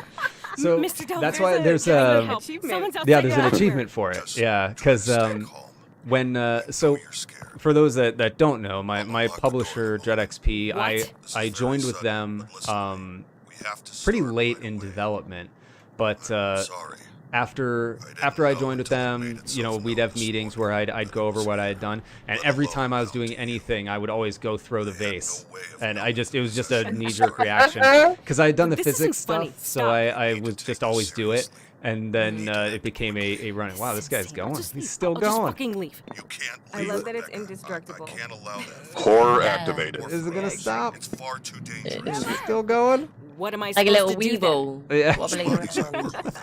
Are fine, so we stay calm. But yeah, that was the reason for it is throwing it. Yeah, I love that Raven. It's just chill. It's cool. I know I've locked you in here, Rebecca, but stay calm, okay? calm. Just go to work. I left some things for you on the desk. Just get to work, Rebecca. Your $13 an hour job with demons. Wait, I'm not getting paid enough for this shit. What the fuck? This is insane. The fuck? Okay. There must have some really good benefits at that mortuary. I mean, really good health benefits. I mean, it doesn't really Yeah, matter once you're healthcare. locked in, right? Just play You along. get to toss the red vase. Do your job. Yeah. Who needs benefits when you can never leave? Right? Unlimited letting strips. Yeah. Can we talk about the mirror thing? Because I feel like every streamer that was sent to me so far has been like, oh look, it's. You can see yourself. Damn, you're like, damn, I look good. Yeah, that's So that's what I look like. This was actually I did this because every single horror YouTuber and streamer that I watch comments on how there's never a reflection. Yeah. And it's also the reason you have a body initially too, was because you're always a floating camera. So those two critiques, I was like, they're not doing that in this game. They're not going to get to do that for this. So Not on my watch. yeah, and then it People became noticed. infinitely more difficult because I've got to animate the body for everything. But did I? Oh, there we You go. got to use the key there, Chief. Thank you, Hall key. There we go. I've done this. Now, before. Rebecca, just break the door down with your legs and all that I'm stuff, fine you know. with that. Yeah. All right, listen carefully. Look, I'm sorry, but this entire So thing this- is This was extremely Brian. This was so unprofessional. long-winded. If this You is know how how you many treat people new they're like, hires, this is I too don't much think I can work information. for you. They This tuned isn't out. funny. Yeah. Rebecca, you don't have to believe me. Yeah, this well, what it But it's used so oh important. man, what it used to The be only way was to save like yourself is to so banish much the demon longer. before you get This too is far cut gone. down, but To do that, that's you will need to that's learn part the of why demon's name. Rebecca's Find reaction into to its everything chosen is just body. like, ugh, I don't care about any of Right. this, right? Yeah. They're an I know agitated this is a sigh. lot to take in. Mm-hmm. I wish I could do more. Well, you can kind of tell the people who are into it and like pay attention, and then they do the steps, and then the other people that are like, nah, I don't care. I'm just gonna go and start putting stuff in my pocket and pull out whatever random body. Yeah, and I mean that's there are a bunch of different types of gamers, right? And Right. Totally. they'll I tried to put as many like fallbacks in place for those things. Like if people went around picking up everything and couldn't carry anything else, there is a pop-up that comes up and is like, hey, your inventory's full. You could drop something, you know, by doing these things, right? But little cues and stuff like that. But yeah, this entire intro sequence is very much meant to be like, Whatever. I tried to think of all the things of like, what would someone actually in this position want to do? What do people when they're watching horror movies always say? Like, oh, well, why doesn't the person just leave? Why don't they just do that? Why don't they just do this, right? So I was trying to think of those things. That's why it's locked initially, and that's why we're going to go to the extended intro stuff that sort of really exhausts all other options. I love that line from Melissa where she's like, screw this, I'm out of here. And then because the people that want to get out of there, they do it, and then they get just totally trapped in that That demonic was the most whisper honest thing. reaction that I had too. Like that's exactly what I would say. I love the wobbly feet. I don't know why. Yeah, I was It's gonna just say. like a tiny little detail. Yeah, just a last minute, Let's like, check you know, you these out. bodies should least I they gotta should keep track wobble of because you're things. moving up. Like it Jiggle, sounds so rickety, little. so really you should move around a lot. All right, there we go. Inspect, and then we'll inspect. There we go. Raymond didn't pay the power bill again. Hello? Man, I had a whole thing and a phone call about the shoddy wiring in the building, and Nope. Rebecca, like, I'm getting out of here. because she's locked in there and Raymond's locked her in. She's like, I promise I won't tell anybody about the asbestos, you know. Dude, you have to leave right now. I got to hear that whisper thing. Oh yeah, is that's what we're doing. perfection. That was fun to record. Yeah. It's a shame it got too long, right? So this is the extended stuff. Some people just get right back to work. I don't care how long I went to school. You career path. Fuck Amazing. This. Fine. Maybe. No. Maybe everything's fine. It's fine. What? No, I just. I'm just saying things. I just need to get back to work. It's fine. So It was not, in fact, fine. No. Spoiler alert. so now you could go back to work, but there's another step that you decide to go. You're like, I'm gonna actually leave. Because this was another, like, why don't I just get in my car and leave? So there was the other response to that. Raymond slashed his tires, didn't he? Damn it. I pulled the battery. There you go. Kidding me. Well, that's why she says I can't believe it, because she's like, yep. What am I Raymond. doing? This is ridiculous. I shouldn't be out here. It's my fucking fault. Get back to work. And then, if you try to Oh, there's climb, another one? Yes. then if you try to climb the fence, Not climbing the fence. Ay, ay, ay. I always thought it was strange that it was so tall. and maybe you try to leave out the gate. Oh, there's more? Oh, the gate's locked. So now we know the gate's locked. The fence is too tall to climb. Your car is broken. And so now you have no other choice. You've exhausted everything. Back to work you go. I'm stuck here. Fuck. So that's I've never heard that line yeah. at all. I've And- never and seen any of that. That's one of the things with all the variants for this game, right? From all the different haunts to the story events to all that. There's a lot of things people miss. There's a lot of things that there's some older haunts that people see and they're like, when did this get added? And it's like, well, this has been there for like a year now almost. It's just like there's here, let me pull up my special debug. This is all my fancy stuff I made for myself so I can see which body is possessed and all that. So let's force, there's an event that I really like that nobody ever sees. Go ahead and do it, why not? As long as we're doing all this. Is it in here or is it a medium aggressive? I think it's a medium aggressive. Does the red vase fly and hit you in the head? That'd be amazing. I should. So originally, yes, I did have one that did that, but fighting with the physics of it as well was something that I didn't want to. I did it for. There's one event where everything opens up and things fly at you. And it's very general, so it's okay there. But it was so generalized that I couldn't do like an individual item being flung directly at you, right? I mean, I'm sure I could if I had spent more time, but it was one of those things where it's like, all right, this isn't worth it right now for all these things that I have to do still. So, all right, we're gonna force an event. I think it's here. Yeah, there she is. Oh. Oh. Tasty. Oh. Hello, Samar from the ring. Out the flipping mirror.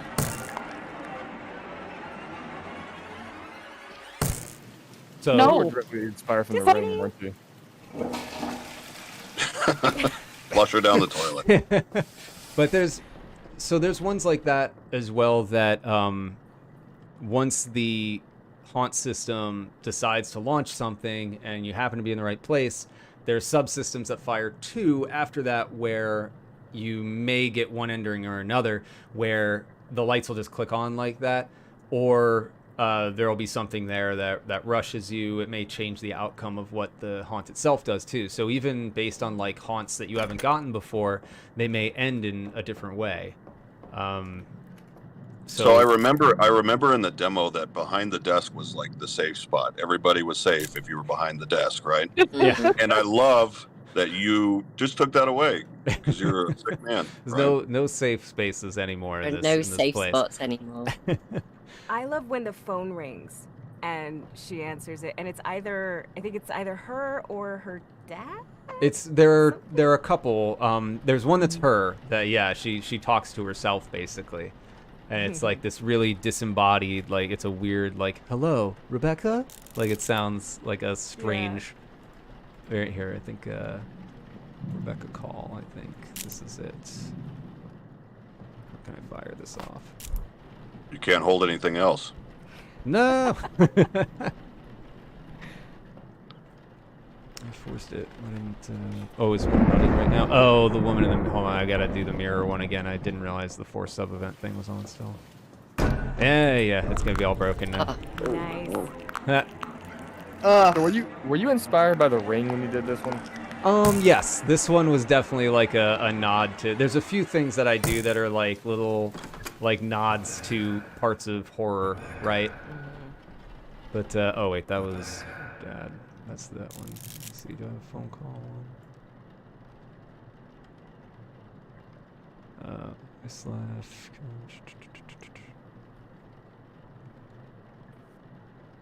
Where's the call? I could have sworn. Is it a medium? There's no way that's a medium. Oh, it is. Look at that.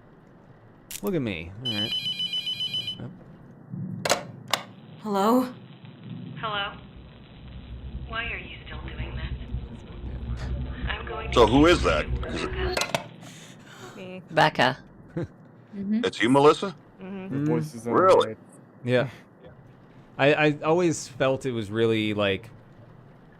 There are various things that I think are creepy, right? Because I'll try and just think of whatever might creep me out and be like, well, that could be a fun thing to do. And the idea of your own voice calling for you in your house Creepy. is a weird one to me, which is why there's one that I really like. Where is it? It's a Shadow Man. Like one step further than your subconscious, kind Yeah. of. Oh, there it is. I think it's this one. Rebecca.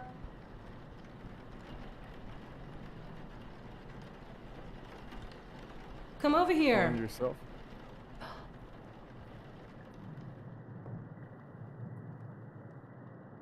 Why aren't you coming?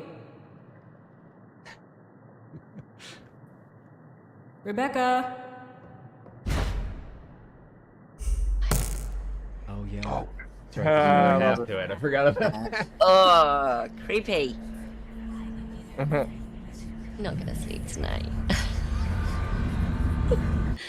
I like the wiggly walk one, where they're running down the hall all wiggly. Oh yeah, that's a good one. That's yeah. So we were talking about the work that goes into this, and I said I've got one more thing that I had put together here from the new ending, because I wanted to show kind of the process here, because you know, doing all this myself, it takes a long time, and I can't hand animate everything. I try to like do things in ways that would save me time but still keep the quality up. And one of the things that I did a while ago was get a motion capture suit, because that was the like biggest time saver and ultimately biggest money saver as well, because I could just act out the things that I needed to do. So I cut this together. Tell me you have footage of that. There we go. Rebecca?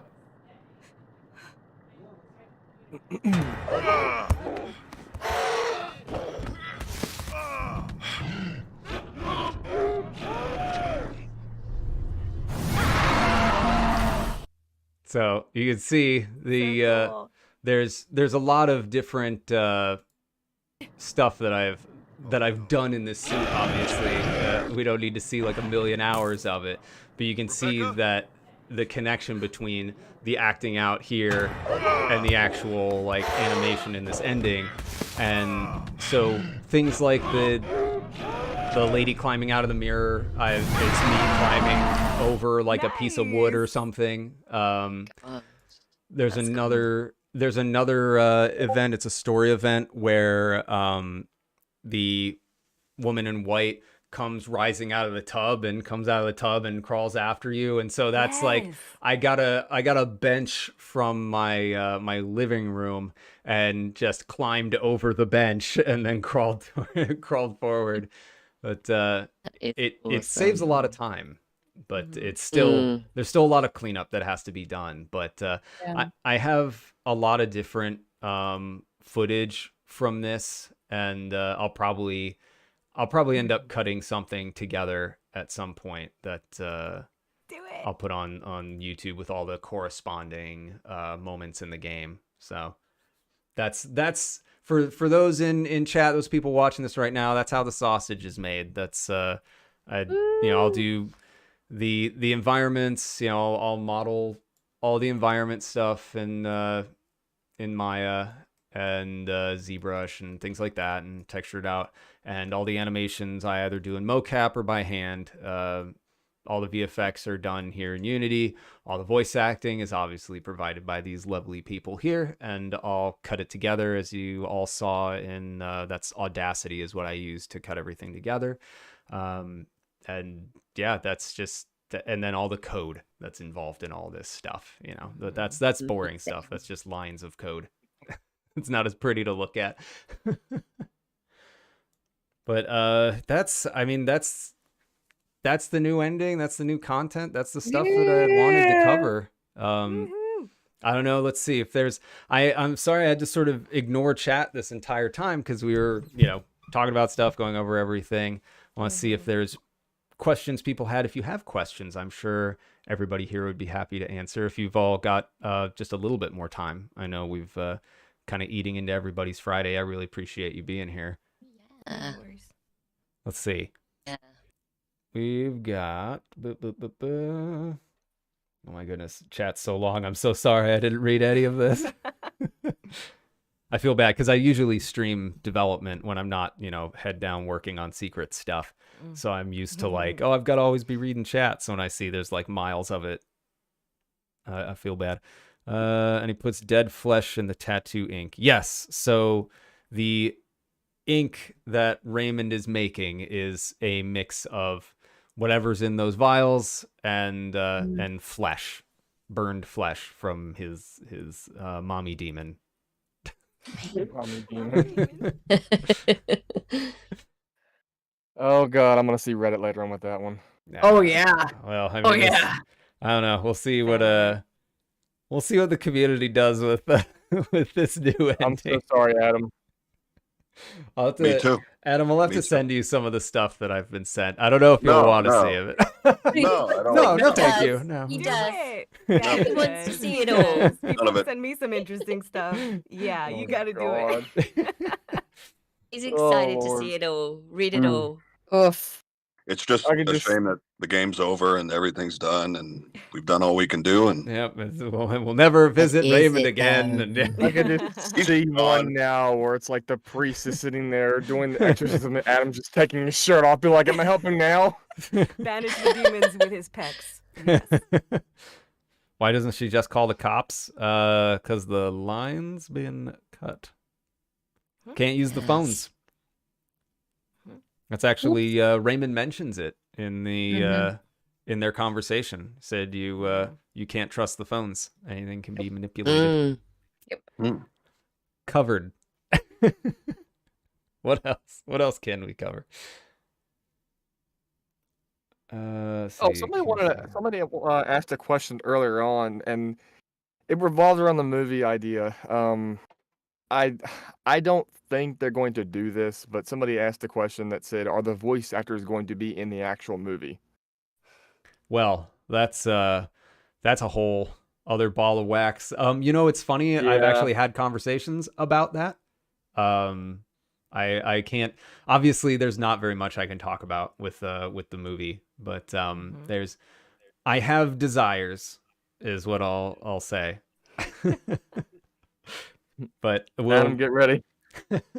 If I may, when stuff is in film production, and I only say this because I just finished filming something in LA, what I can tell you is that if it's in script, it's really hard to talk about anything because right in script, there's not a lot you can do either as a writer or production in any capacity to actually know what the status is of anything. So who knows? Yeah, that's absolutely right. Because we had.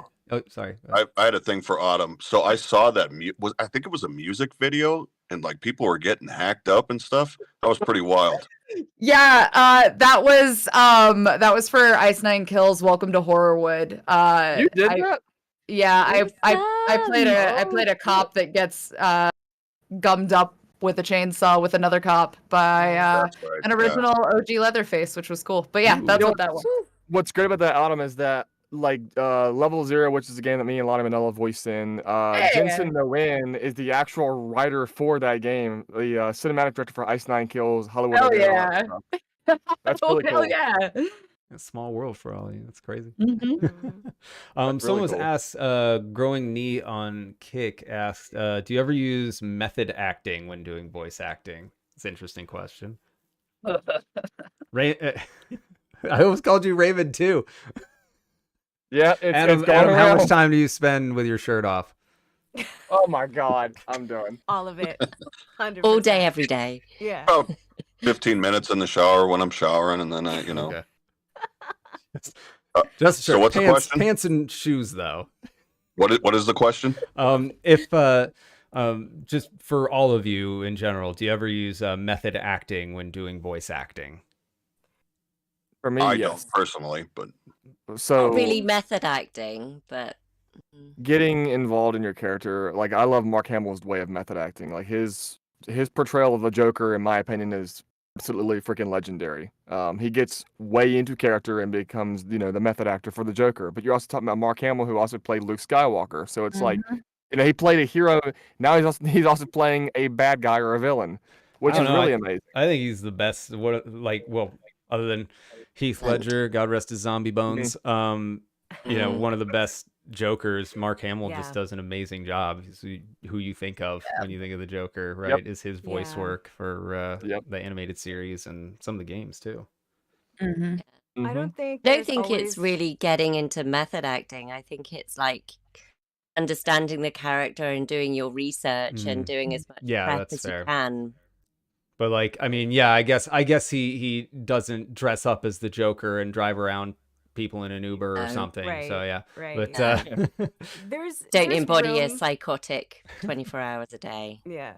There's For room for like method, connecting though with your character. I know like for me, like those scenes, like the endings where she's speaking to her father and she's crying, I am legitimately crying.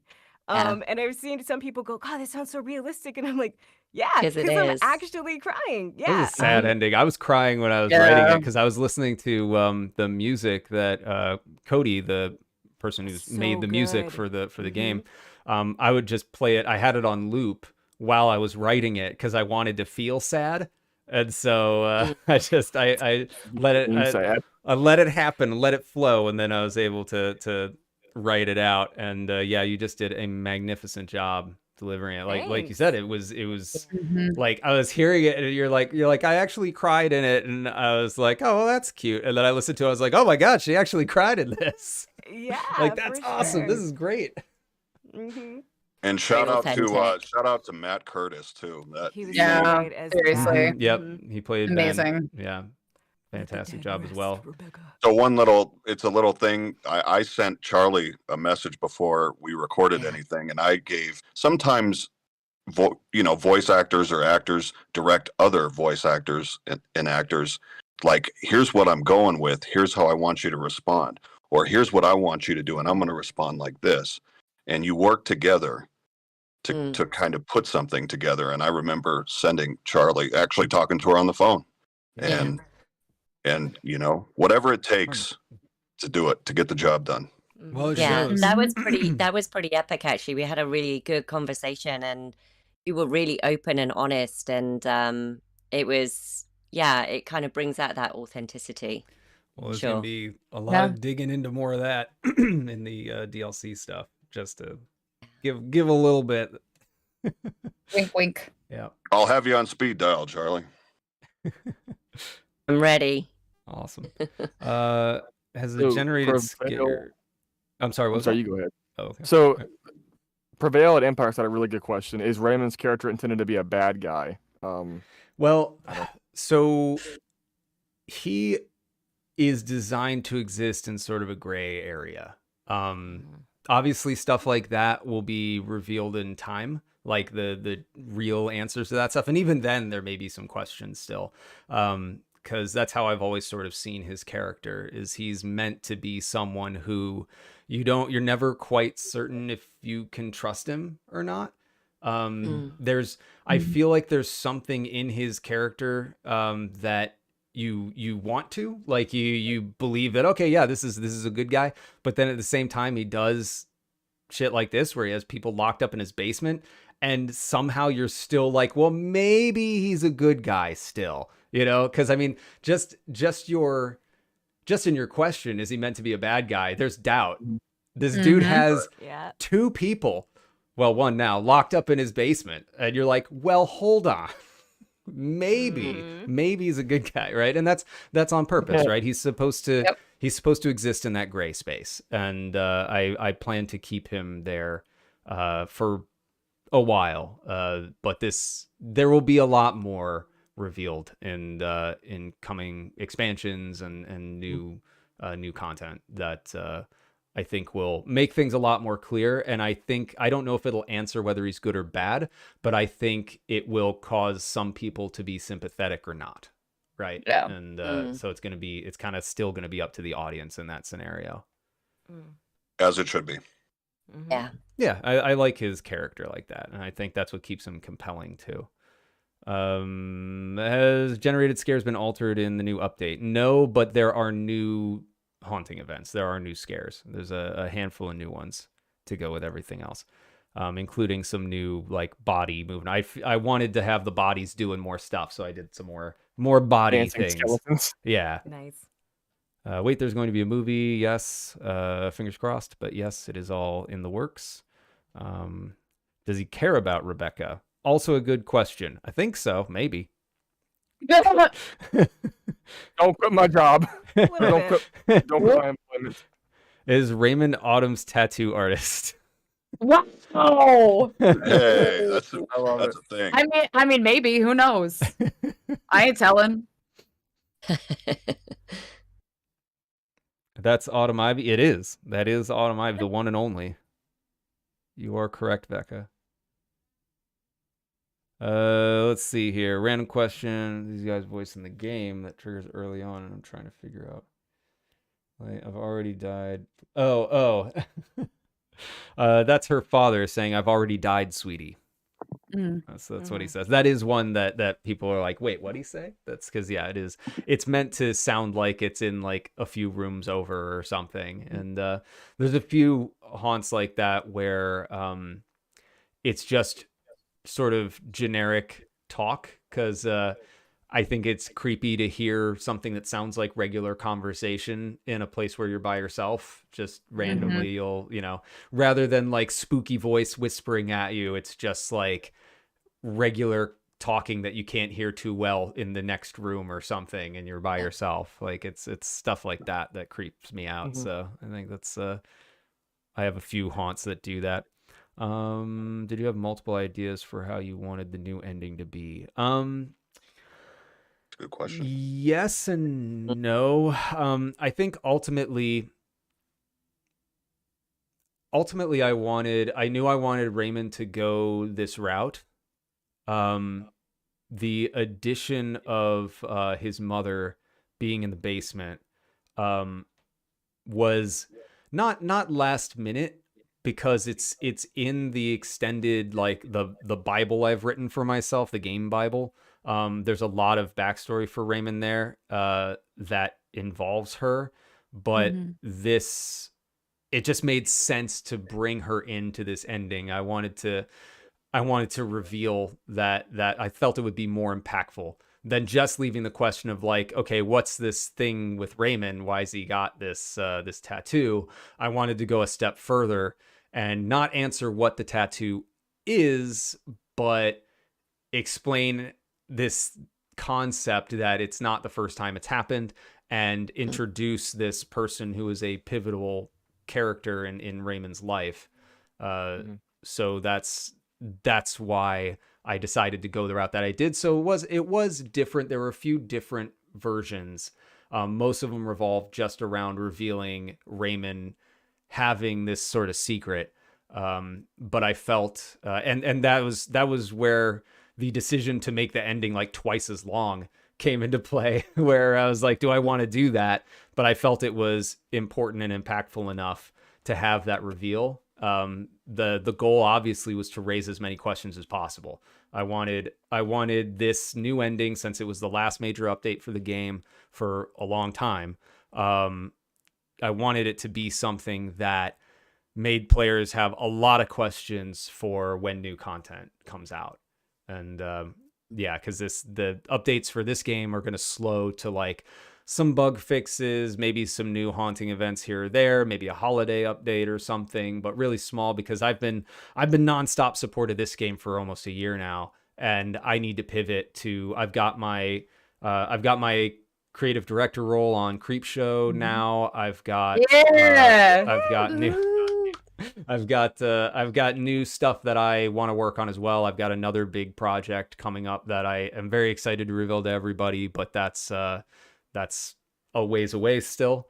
I think, I don't know, we'll see when it gets mentioned. But the point is there's a lot going on, and I also want to work on new content for either Mortuary Assistant or new games or stuff like that. So that's why this is the last major update. So I wanted it to really be something big. And so that sort of drove all the things that made the ending what it was, ultimately what it ended up being. But you did great, man. Thank you. Oh yeah. Yeah, it was awesome. I loved it. Amazing. Thank you. Yeah, that's it's very bizarre to, like I mentioned earlier, that it's a year later now almost, and it's hard to believe that. because it certainly doesn't feel like that to me. But Yeah. it's been a pretty wild experience, and I'm very grateful to have such talented people that I was able to work with and be kind enough to lend their voices to this and make it. I mean, the voice acting is far and away what I get the most compliments on. There's the usual like spooky game stuff. Hey, you made a spooky game, awesome. But as far as like what makes it feel like a higher quality game, it is 1000% the voice acting, right? Because indie horror. I will say this much. Honest to God, Brian, you are one of the best directors I've actually ever worked with in my entire life. Oh, you hush on you, Kohei, and I've worked with you on Kohei and Book of Blood, and the way you direct is phenomenal. It feels like an actual film the way it's being directed, and that's one of the. Like, I know you've been praising the voice acting, but honestly, I want to praise you, man. Like, you've done a hell of a job when it came to script writing and just directing in general. Sincere pleasure. 100%. Thank Can you I say very too, much. like incorporating what your players are saying as well, Yeah. and all of the feedback that you took from the people who are playing the game and incorporated it. I mean, even things like, I know Rebecca's reactions was something that we discussed and was said a lot about. And, we went back and I recorded a bunch of random breathing and crying and whatever else. And that stuff, like listening to your players is a big deal. It makes a big difference. Yeah. So, Very much so. Yes. I'm always scouring the Steam community hub, even though I'm afraid to click on it whenever I get notifications that are like, you have new notifications in the Steam hub. I'm like, they're either They hate it. It's usually so. Yeah, there's always that. I always have like I think I will always be cursed by imposter syndrome. But aside from that, I'm always afraid that, like, because people can be real mean when the internet is a thing they're using to communicate. So sometimes I'll get posts on the community hub or something that are just, they can be a little mean. And so I try to take all that feedback as feedback and just ignore the tone. But still, it still makes, every single time I see the little green box in the upper right when I go to the developer dashboard that tells me I've got new posts, I'm like, click, okay, oh good, okay, they're just saying that they wanted the plushie but they missed it. They wanted the plushie. But no, I greatly appreciate it though. Thank you very much. It's kind of a weird thing, because not many people get to be in my my fortunate position where a game has done decently enough to allow to make another one, and even be one that people want to have another one of, or just more content for in general. So yeah, it's been kind of wild to go from I remember the day before launch, I was just losing my mind. Like I was breaking down because I was like, the game's not scary, it's not long enough, people are gonna hate it. And it's like, it was just so, I mean, you can't help it, right? When you like I had put this together for 2 years, and so you do that, and then you get to the tipping point and you're just like, you're really afraid to push it over the edge, right? You start to push it over the edge and you want to be like, no, wait, right? But luckily it all worked out. We get the same thing as voice actors. We're I'm sure. You put in the performances and we're like, oh, I'm a hack, I can't act, I don't know what I'm doing. And but then, you find that place, you tap whatever you need to, you work hard, you do what do you do? I always ask, and I know that most developers and most companies won't do this, but I always ask, is there a way that I can see how the voice actually sounds in that particular scene? That way I can, I know that the director knows best, everything like that. But if they're like a foreign director or foreign developer or whatnot, maybe they might not have the best translation, or maybe they might not know, the best emotion for that particular character. And, if they can give me a scene back, I can be like, okay, well, I like that, but I think maybe the emotion needs to change just a little bit. And Brian, you've done that for this game. You've done that for several games. Kohei Book of Blood. I mean, a lot of games you've worked on, you've kind of just done that, and that's what really helps with a lot of the voice acting in general, is that we know what we're actually doing at that point. Well, context is huge, right? That's that. I mean, Melissa was talking about that earlier, where it goes beyond the script. It's really kind of wherever you can do it, because as I said before, like I don't do live recording sessions. It's just not something that I think most people are available to really do, and I think it's probably more inconvenient than just being like, okay, I've got some time this evening to record some things, right? And I that's one of my big things is I want whoever I'm working with to be able to do things at a pace that they are comfortable with. And so I know that in the absence of that, having as much information as I can provide is important. But I also really want to not like over direct, right? Like I don't want to be like, just do it this way, right? Like I never want to do that. So it's trying to find a balance of like, how much information can I give them? And then anytime I have something that's a little more direct, I always add the caveat of like, this is in no way meant to be any sort of like, do it like this. This is just because I'm having trouble communicating what I need, and I want you to know what I mean, right? And that's really about it. But yeah, I think that contextualizing everything is largely important, and like you said, especially if they're like a foreign developer, where communication barrier can be a thing. Yeah, all that's just all the more important. And you guys, all the actors did an absolutely fantastic job. I mean, y'all too, for real. Too. I'm gonna keep calling him Raymond. Adam, you did a fantastic job as Raymond. I'm so sorry I keep calling you Raymond. Well, that's because he did such a fantastic job, right? Yes, exactly. That, and I've got the shirtless picture in my head for some reason. I don't know. Yeah. Don't He's ask me. distracted. It's gonna stay there forever. I don't know why I've got the image of him with the tattoo that reminds me of like the Full Metal Alchemist. I have it in my head now. Kind of, yeah. I'm gonna go to the gym tomorrow morning and start. I'm just gonna start. You're gonna go and bust open. Right. I'll keep you accountable, man. I got you. There you go. I'm gonna go train with Autumn.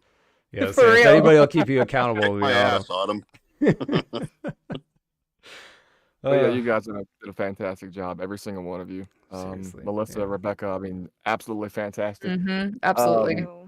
Charlie, I have no words. I mean, I was actually scared at first. I was like, God damn, is this shit from a horror movie? I was like, well, I mean that's what I want, right? That's what I hope it sounds like. Yes. Otherwise, it failed horribly. Right. Yeah, it was amazing. It was Everybody amazing. did a fantastic. Autumn, you did a great job. Fantastic. I keep saying fantastic repeatedly. It's because it was fantastic. Everybody did phenomenal, for sure. There you go. That's what I was looking for. Yeah. We're a team. Yeah. Yep. And I look forward to hopefully much more Mortuary Assistant fun in the coming years. And like I said, each of you, like, I want to use you on all my projects. And that's tough because yeah, sometimes like when I put out like a casting call, I get flooded with people. There are so many actors out there, and it's like most of them, it's not even a question of like the skill level. It's a question of just, do they sound like the part that I need, right? And sometimes I don't need this particular accent, or I don't need this particular, right? So it's like, I want to set them aside in like a list, but it's tough to be like, no, not now. No, not now. Right. And then when I find someone that works really well, like you all we've gotten into this groove together working with this stuff, that it's like, again, I want to use you for everything. So if I can get away with it, I totally will, but can't every time. Yeah.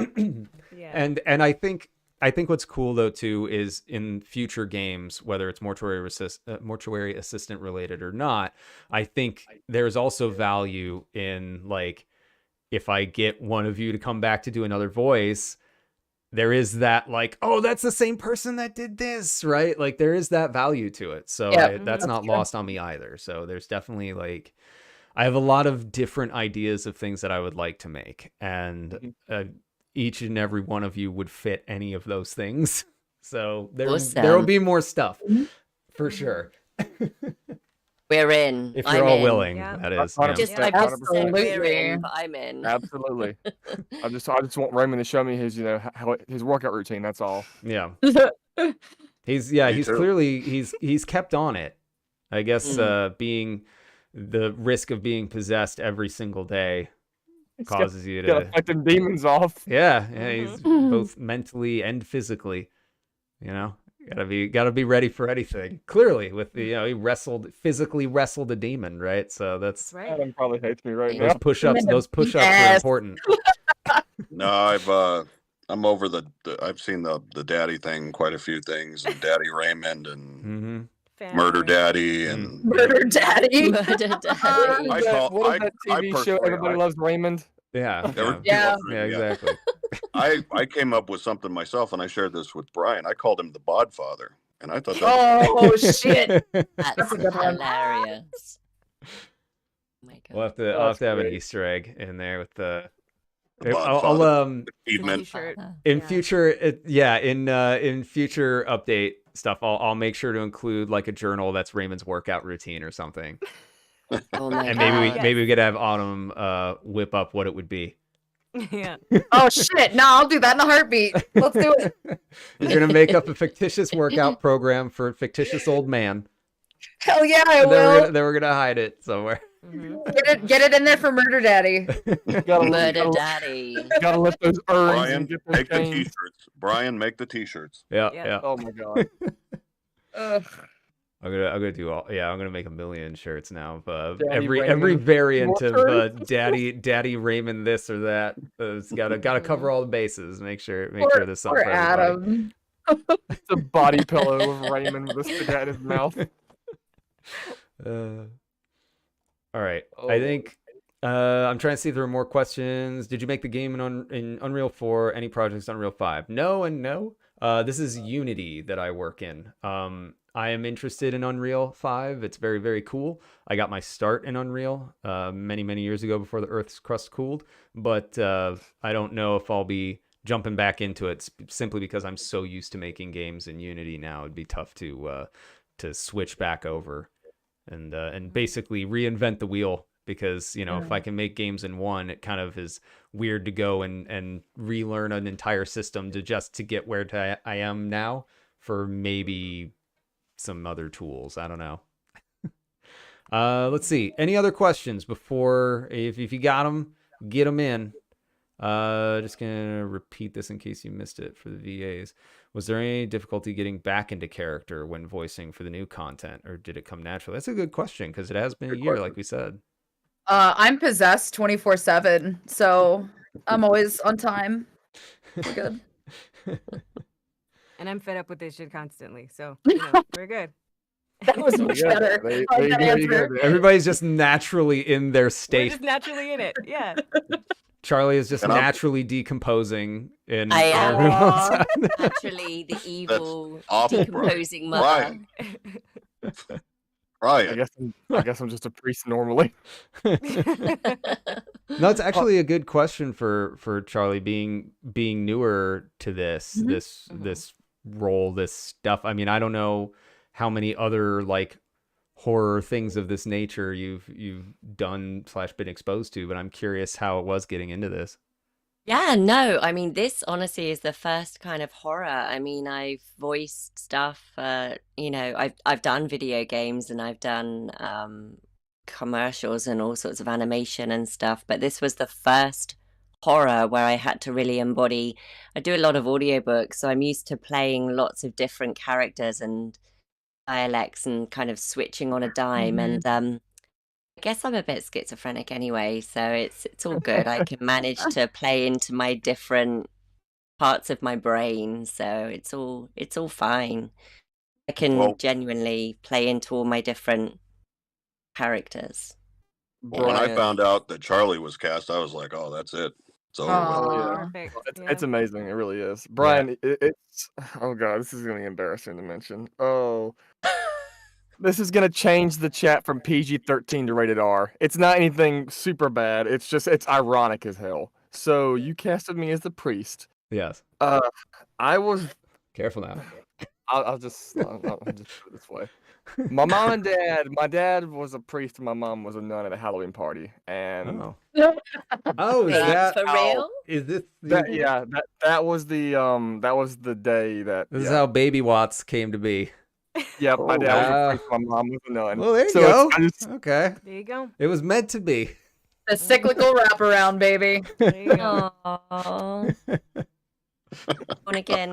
Born again religious. Yep. Literal. Well, born once at least. Yeah. A literal demon baby. Aww. But yeah, Charlie, the back and forth to like get into the space for the character, like it took so little. Like you did a phenomenal job for not having done this sort of horror thing before. It was just it was great. And I mean, I keep saying, I sound like a broken record. I keep saying it for all of you, but I've been very, very fortunate to have found each of you to work with, because it's made the game so much better. It's given it the depth that it wouldn't have otherwise. Again, like I've said, it's kind of what sets it into another level that feels a little more professional, a little more polished, a little more a little bigger than I would think a normal indie title sounds, right? And that's thanks to all of you and finding people like Charlie, where it's like we're recommended by different people. It's a small world, small community, and I was asking both Adam and Melissa about like, hey, do you know anybody that could do this voice? And you were both their first recommendation independently. Oh my gosh. And, hell yeah. But they were Amazing. just Thank links, you. right? They were links to things. And I was like, I checked Adam's. I was like, okay, this is great, perfect. This is a good candidate. And then later I saw Melissa's. I was like, okay, I'll click this one. I'm like, oh, it's the same person. Okay, well then I guess I'll just get in touch with this person then.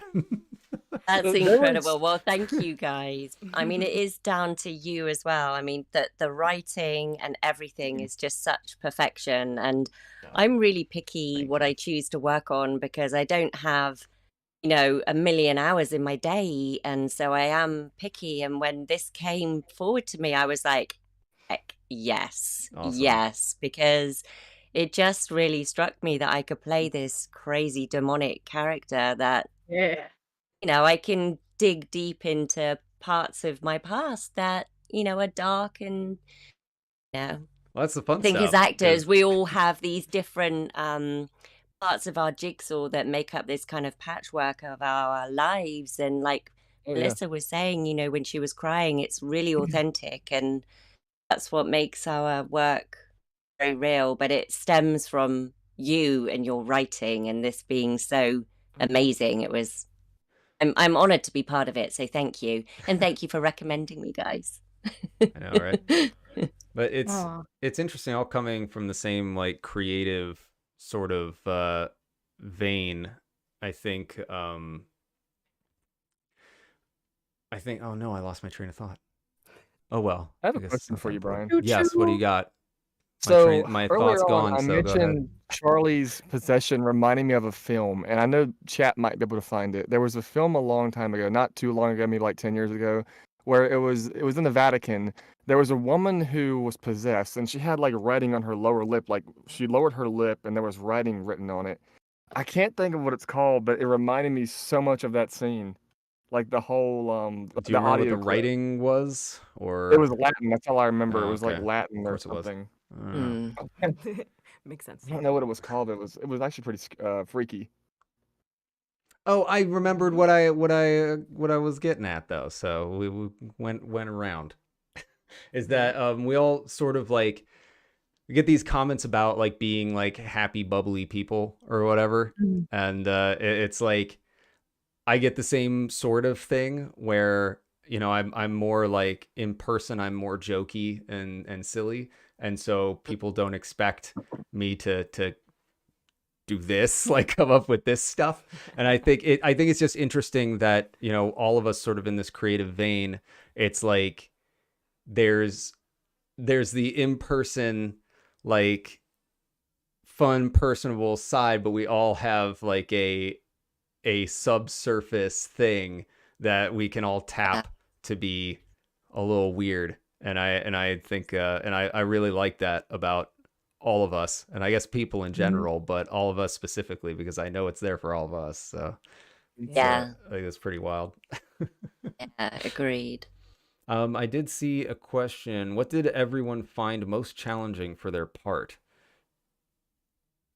I think that's good. If you want to go around the table. For me, I mean, I didn't have a part other than the making it was one part, the making it was tough, and doing the what bits of demon voice I did. There you go. That's the VO. There you go. That's the VI I did. I can answer. Yeah. For me, a mixture of things. One was when we went back and did the reactions after the fact. I remember I felt a little weird because I had to send you a file that was mostly just me breathing, or like hyperventilating or crying, and I'm like, I am sorry ahead of time for like just being in your ears like constantly. I'm pretty sure I have so- that for each of you for the most part. Yeah. Yeah. That was the real reason for making all of this. It's out on Craigslist later on, So- authentic breathing. The hyperventilating and the scares was one, and then for me, like the scene with the dad, like I lost my dad, so that was something that I could easily tap into.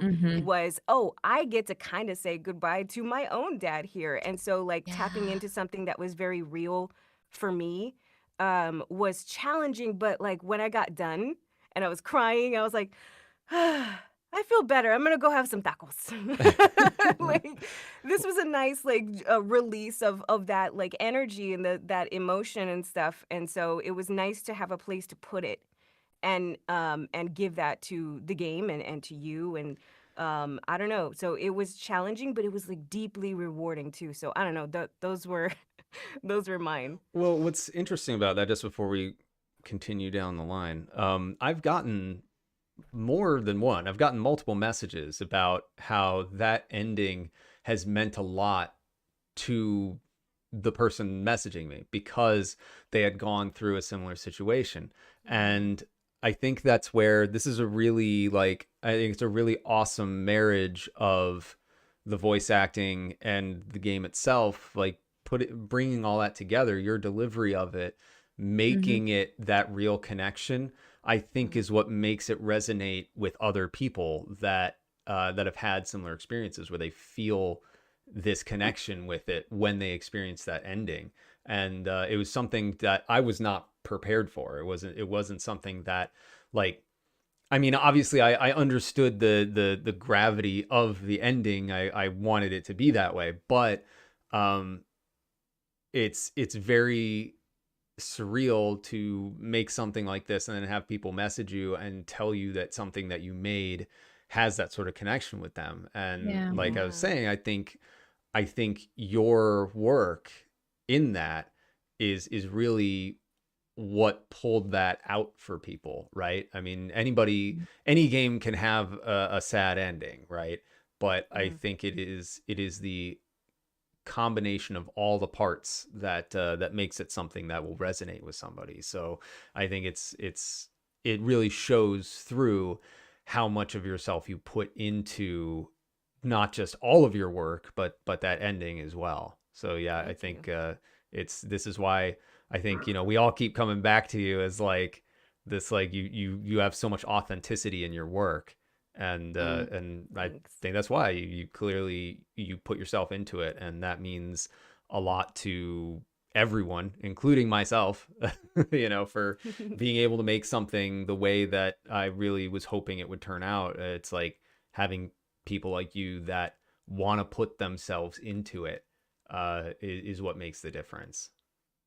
Melissa, you created Rebecca. First of all, I'm really sorry for your loss. That's Yeah. You created Rebecca into an actual person, and There's nothing else that can be said about it. I mean, you really did create an actual person from voices, which is the whole point of voice acting. I mean, you mastered the character. Thank you. That's what I was saying. This is the acting part, right? I think a lot of Yeah. people are like, "Oh, I want to be a voice actor," and they get a microphone and think that's it. And it's like, no, there's acting there. You are an actor. that's the part that completes it, and that's the not easy part. That's the skill part, and it's tough to develop that skill. Yeah. But worth it. Very rewarding. Yeah. Very worth it. Very rewarding. So we went. So what was the question again? I What think did everyone find after a most year or challenging for so, their like, part? Yeah. Yeah, after a year or so, was it hard getting back in your No, something along this, those lines? This was the second one. The next one was what did everyone find most challenging for their part? Oh, I'm sorry. No, it's fine. Anyone else have something that was a challenge for them to kind of figure out, get into, and I did a lot of really stupid stuff you don't do in voice acting. like so a lot of the gravelly undertones and a lot of like that natural, very harsh vocal fry that I had to pull. Like I naturally speak that way anyway. But it's because I have pretty consistent laryngitis, sustained vocal damage from when I was a teenager. Oh, glad I asked you to do all that then. No, but it's Yeah, fine. It's fine because I speak that way naturally anyway. But there was a couple of times where I caught myself, and I guess for people who are looking into getting into voice acting or beginner voice actors that haven't really like figured out the pacing, I would warn you to learn how to communicate inwardly with your body enough to know where your stopping point is. So if you get to a point when you're doing an audition or you're playing a role that has very harsh vocal tones, such as in this case, a lot of the tone for Valerie and the Demon did, make sure you know where your cap is so that you can stop and go, okay, it's time for a vocal break. I need to have tea. I need to soak. Similarly to how a lot of metal artists will practice in that capacity and just be very cautious. So I would say the most challenging aspect for me is choosing to not be that guy and just push through, which I am and do have a tendency for, and actually just be cautious about how I approached the character delivery and how I cared for myself before and after. And Brian, I talked to you a while back. I mean, it's not just vocal. I mean, I've actually thrown my back out, or not thrown. I've put a muscle in my back one time voicing a character in a World War II game or something like that because I was screaming, and then I abruptly turned. And I was like, "Oh shit!" There's my back. Gosh. Talk about method acting, bro. Like you went for it. Well, I remember for Kohate, he sent me a picture. I needed him to sound gagged for a part of the intro. He sends me a picture of him with a belt around his face. I'm like, oh my god! I'm like, you're getting into it, man. All right, that'll do it. Damn. It sounded convincing. It's not that kind of game. Oops. Oh yeah, it was fun method acting. Any other challenges? Adam, did you have any challenges with Raymond? I Well, feel like there had to have been. Maybe not. I don't know. Maybe you're just naturally just mysterious. Just swole Raymond. Naturally buff. Stop laughing. Sorry, you're making me laugh when you laugh. I don't know what it is. I think really the biggest challenge, I was like, what does a mortician sound like? And you know, actually what my mind went to is the Haunted Mansion ride at Disney. Nice. I don't know if anybody has ever been on that ride. I've been on it. Yep. So that guy that comes in and he's talking and, like, I was like, that's the only thing I really know about, spooky mortician, haunted house, whatever. So, I mean, my voice is what it is. So I just I was like, okay, well, I'll just use my voice. And then I learned more and more about the character, and I was like, okay, so you know what's interesting about kind of how I approach Raymond is the Rebecca character is, I mean, I kind of see myself in the character as a guardian for her. That hasn't played out in the story, nor are there plans for that too? But that's kind of how I see it, like a fatherly, she's a young lady. I've got to, she doesn't know me, and I put her in this awful position, but I've got to protect her. And that's why this new ending, the way it played out, I was like, oh, like when I read the script, I was like, oh. Sometimes your natural voice is your best option, and you don't even realize it. Yeah. And that's not the only time. I think we've worked together before on something where it was a similar situation where it was just, the tough guy kind of taking on the younger person and helping them out. And so I feel like we also kind of have that dynamic naturally anyway. And Right. yeah, it was good. Yeah. Yeah. I'm either the bad guy or I'm, the whatever. So, or the mortician. The daddy. The daddy. I'm not daddy, damn it. Not willingly, anyway. Can we just call you Raddy instead? Okay, Ratty. sure. Just send him like not a press kit, like a gift basket from the mortuary or from Brian, and just say to Raymond, aka Daddy. Daddy. I mean, I'm used to it by now, so it probably won't bother me because they just went off when the game came out. They just like, okay. I'm telling you, man, all you gotta do is set up a cameo and just say, get the voice of Raymond from Mortuary Assistant. I'm telling you, you're gonna have so many fangirls. Fans in general. There you go, yeah. I'm not that hard up for money, Brian. Hey, I'm gonna do it. For you, I mean. Go for it, buddy. You have my blessing. Oh, God. Brian Clarke might have something to say about that, but yeah, go ahead. Yeah, we gotta get cut. Okay. I don't know if I've got anything else up my sleeve here. We went over the endings. We went over the new content. We answered some questions. I don't know. Do any of you have anything else? Or like I said, I don't want to take up every inch of your Friday night here. Go ahead. No, go ahead. I was just gonna say thank you to the people who played too. There's been a lot of people who reached out with like fan art, and I've gotten emails. I've gotten had conversations with people in person who at the airport or whatever, and like it's been nice to connect with people, and like how much people really love this game really shows.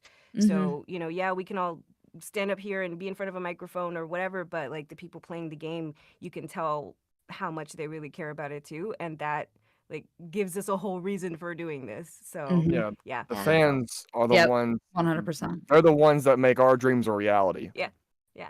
Yeah. I mean, same 1000% here. I need people to play the game, right? For them to know it exists. So it's something that is not lost on me every single day when people share their clips from Twitch, or they share fan art, or there was someone just 3 days ago now, I think, did an animation of Markiplier's playthrough of Mortuary Assistant, and it's a small clip, but it's so well done, and it's just it is surreal to have made something in this tiny office that is resonating in that way with anyone, let alone enough people to allow me to make more.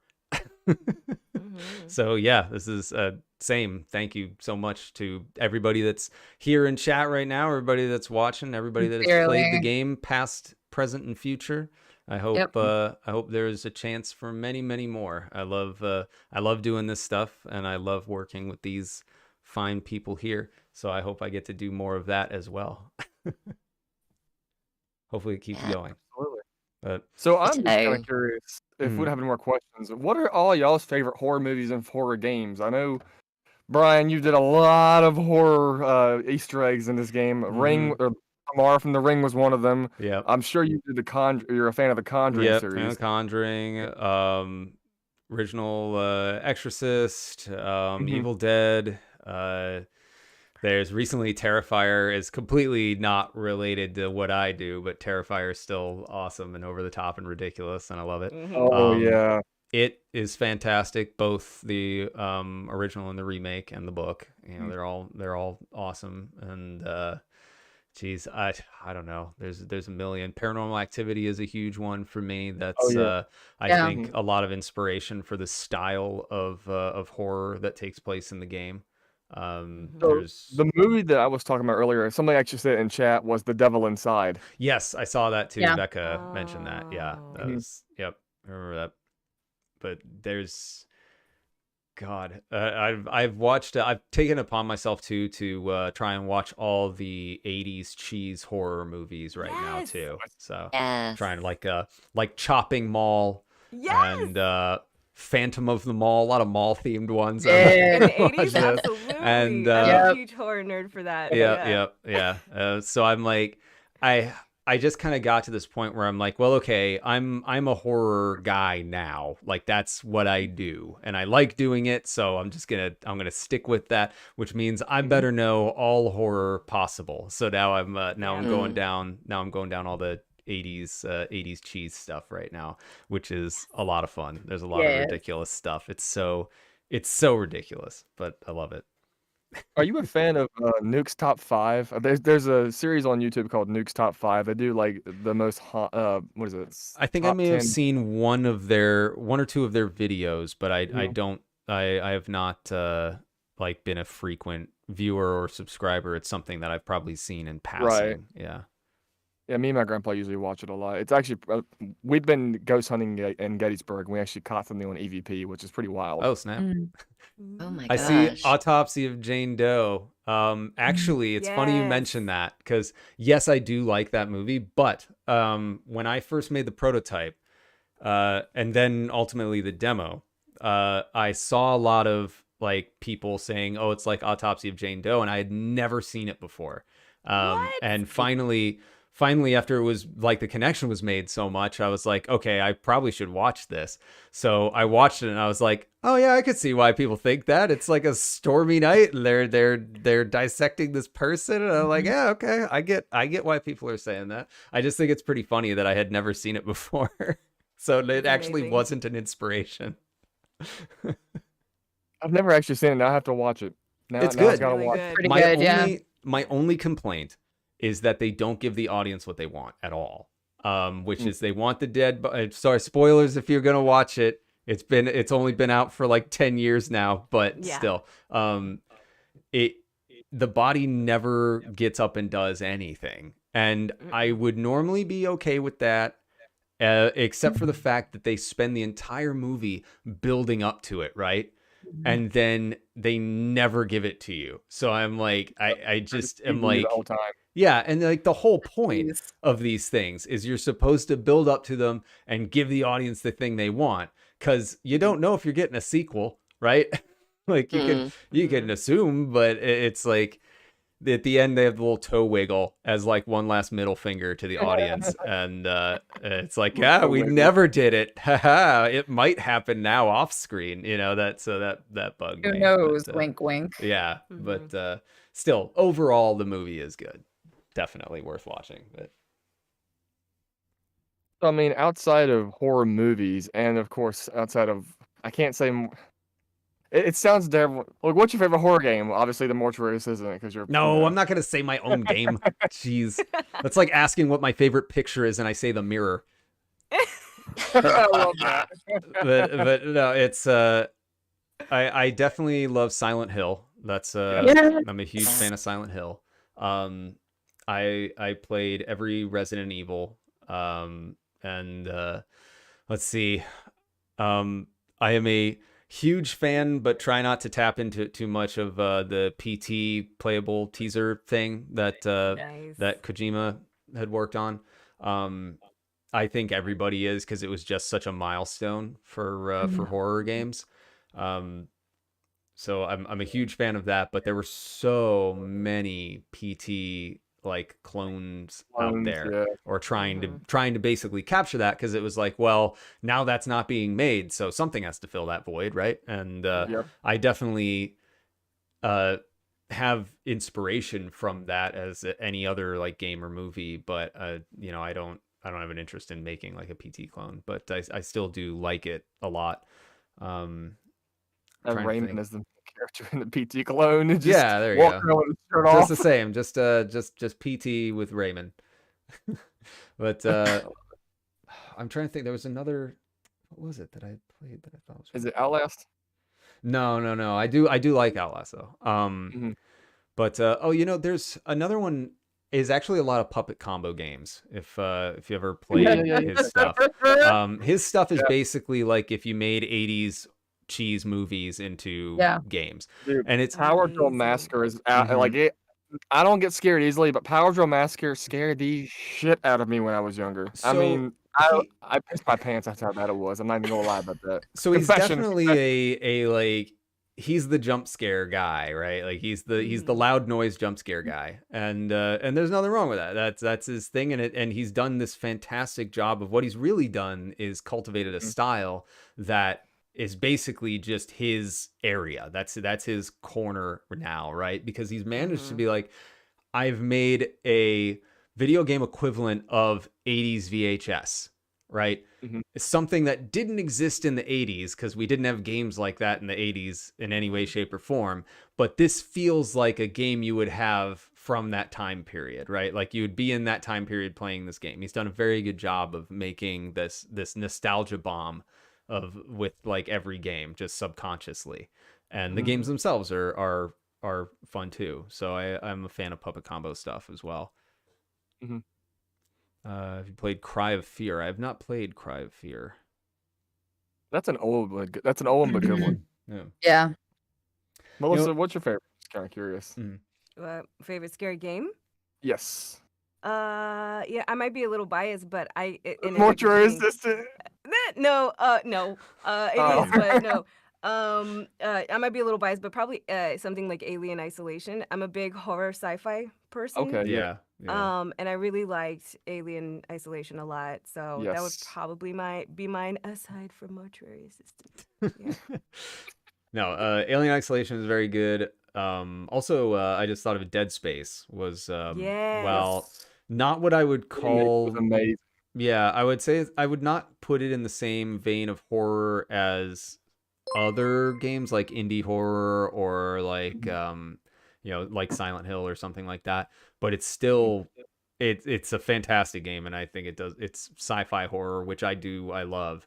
That's why my first game, while not good at all, the subject was a sci-fi horror game, and because I do like that marriage of stuff. It was so good. Yeah, no, I see the light there. The green, the light came on, because I agree with Charlie there. I think we've hit the point. Does anybody else have their favorite game, their favorite movie in your horror realm? I liked Fran-Bow, but that's a whole other narrative driven. Yeah. Yes, okay, I do know that. I was like, that's a little bell went off there. I was like, what is that? I was like, oh yeah, okay. No, I that's part of the tattoo on my arm is Remmer. Oh yeah. From that game. So I would say Resident Evil. Yeah. Chris Boulder punching Redfield. Yeah. I love the Easter egg in the village where he's like, that border punching asshole. He's so grumpy.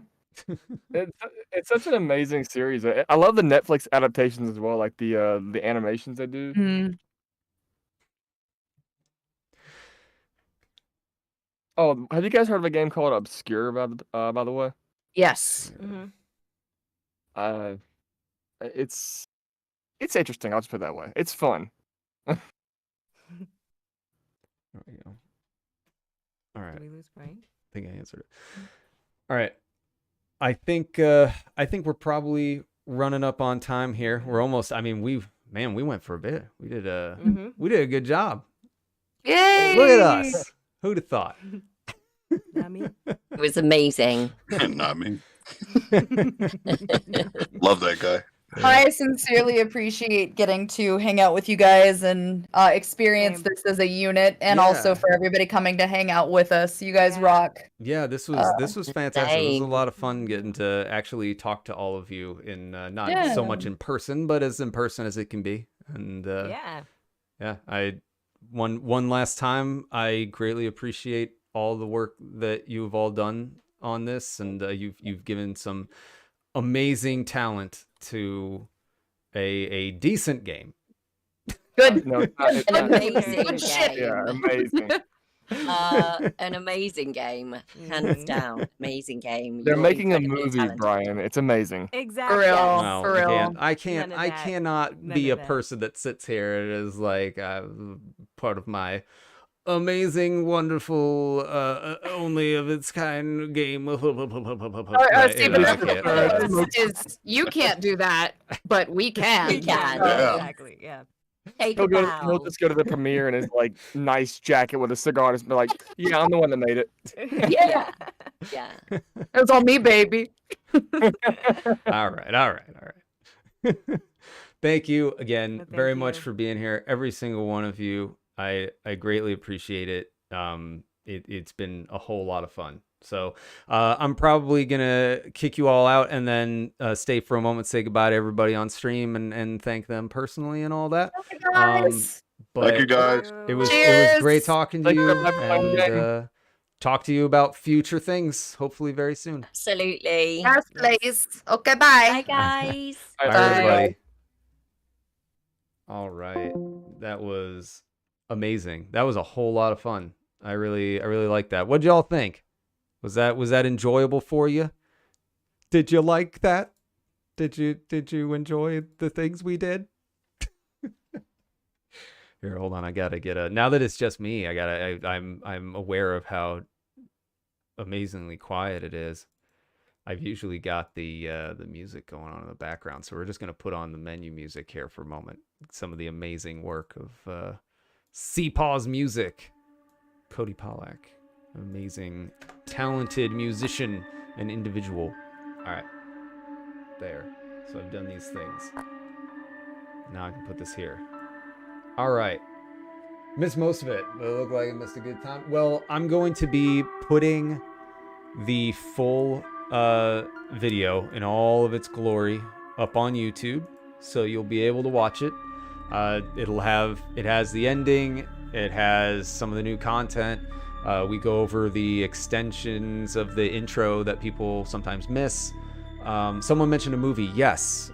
So those that joining in late, coming in here, what happened, we had a little get together. I invited the voice actors from the game to come and hang out, and we talked about their work and kind of my process and some of our favorite moments, some of their challenges, and some of my challenges working on various aspects of the game, and some of the fun parts. And it was I think it was a really good time. I think we covered a lot of really cool stuff. We got into how some of the sausage is made, which is also very fun. But yes, we also talked about the fact that there is, for a little while, it was mentioned a while ago, there's a Mortuary Assistant movie in the works. My publisher's parent company is Epic Pictures, which is a movie company, you see. And they're working on a Mortuary Assistant movie. It's in script right now. We had a pass of the script. I'm a producer on it, so I'm pretty heavily involved. And we had one pass of the script. Wanted to make some changes to it. It had another pass. This pass is wrapping up right now, and then we'll go through it again and see where we are with everything. But it'll all be in the VOD. But everyone, thank you very, very much for being here and just kind of just asking your questions, hanging out, seeing all the fun stuff. I think it was, I don't know if I ever get to say it enough that it's because it's a really rare thing for an individual to have the opportunity to make something the way that I've been able to, and have it do well enough that I can keep doing it, right? I mean, here we are a year later, and I'm now like, okay, this is the last big update. I need to focus on other things, because I've been able to support this thanks to all of you taking the time to play the game, purchase the game. You know, that's what makes this all happen. So thank you very, very much again for your support throughout. I mean, some of you have been here from day one of the streams when I was doing the prototype, like when it was a game jam that I did. I did a game jam myself. I forced myself to do one where I made the Mortuary Assistant prototype, and that's what gave birth to all of this. That was during our Secret Below, and yeah, so I was very, very very fortunate to have everything work out the way that it did, and I have all of you to thank for that. So we've been we loyal, yes, yeah. Some of you have been here a while, and it is not lost on me. I greatly appreciate it. Let me skim through one time here, because I thought someone, real quick, I thought there was a question about our Secret Below. Maybe not. I thought I saw it. Maybe not. Maybe there was. Maybe there wasn't. I don't recall now. Oh, question, not even really. Our Secret Below. Any of the same voice actors? No. No.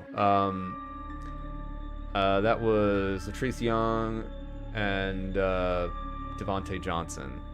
And Devontae did a voice in The Subject, the first game that I ever made. And he just does a guard. That's it. It's like a couple lines at the beginning. And from that, I was like, this guy's awesome.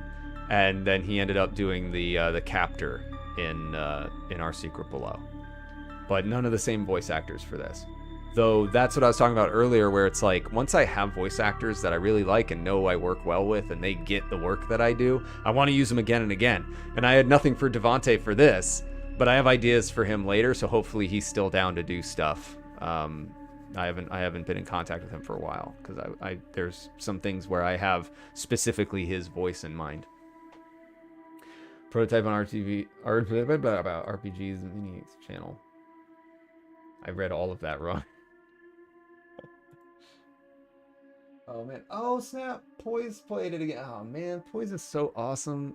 That guy's been playing my stuff for a while, and I really appreciate him. He's so awesome. I love Poised. If you don't know who Poised is, I mean, he doesn't need my help. He's a big fancy YouTuber, but you should find him if you don't know who Poised is. And it's only because he's been so supportive of all my stuff. All right. I think we covered everything. I mean, I'm a loss for words. It was a great time. It was really fun getting together with everybody and talking about the ending, watching the ending, and just kind of going over. I mean, I didn't intend it to, but it kind of rolled into just talking about the entire production of the game as a whole, and kind of where it's come in the last year. So it was really a very good time. We have some of the other noteworthy content creators play the new ending. I haven't looked, Ice Krieg, honestly.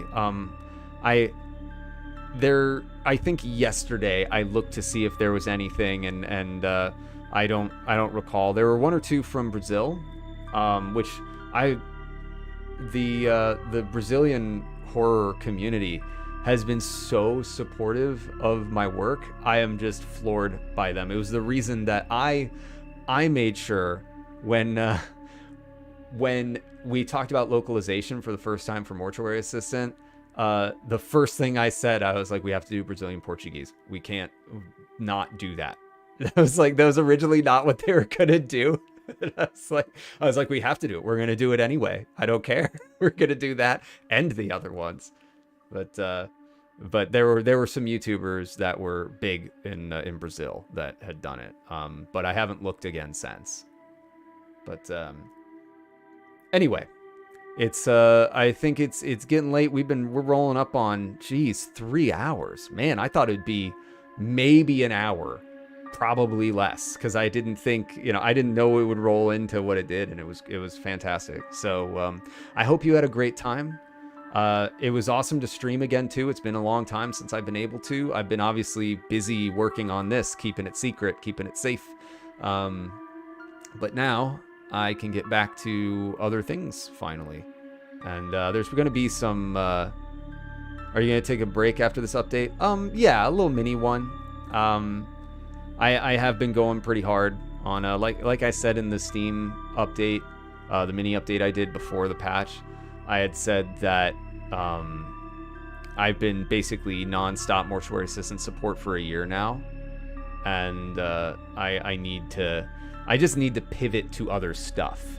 Not abandon Mortuary Assistant. I would never do that. There's still going to be updates for this thing. There's going to be bug fixes. There's going to be all those things, but it's going to be at a slower pace because I have other stuff I need to focus on. But yeah, there's a lot on the old plate, and I need to make sure I'm giving everything the attention it deserves as well. So mini break, little break, well earned mini break.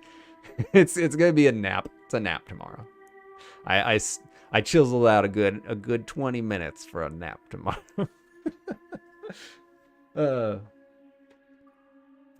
Time a couple more shifts. Awesome. Thank you. Yeah, thank you everybody for being here. I'm gonna do my sign off now. Thank you so much for coming to the stream. It was a lot of fun. It's cool to be back doing it again, and what a great way to start doing it again with all the awesome voice actors that I mean, I'm really glad you got to meet all of them and just see the caliber of people that I have been fortunate enough to work with, right? Because just hearing them talk passionately about a game that I made in and of itself is crazy. Every single step of this process has been wild. So I'm very, very thankful, very fortunate.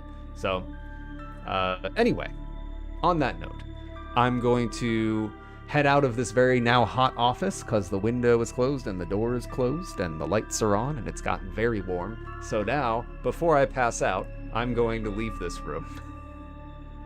Keep an eye on the old Twitter or the Discord. Let's see if I don't even know if the bot is gonna work. I don't know if maybe the bot's not there anymore. Oh, here it is. All right, look at that. There's the Twitter and the Discord. If you keep an eye on those things, you'll see when I go live, any updates, all that sort of good stuff. Keep an eye there. Until then, have a fantastic evening, weekend. I hope you get a chance to play the Mortuary Assistant and maybe explore the new stuff yourself. And I hope, like I said, hopefully it didn't spoil the ending. I gave the warning and then did the ending. So if you don't want to spoil it for yourself, hopefully that took care of it. I don't know. But everyone have a great night. Have a great weekend. I love you all very, very much. Thank you so much to the patrons. You're all beautiful, beautiful, beautiful souls. And you make the world go round. You make all this possible. So everybody have a fantastic, safe weekend. Love you all to pieces. Thank you so much for everything. I'll talk at you all later.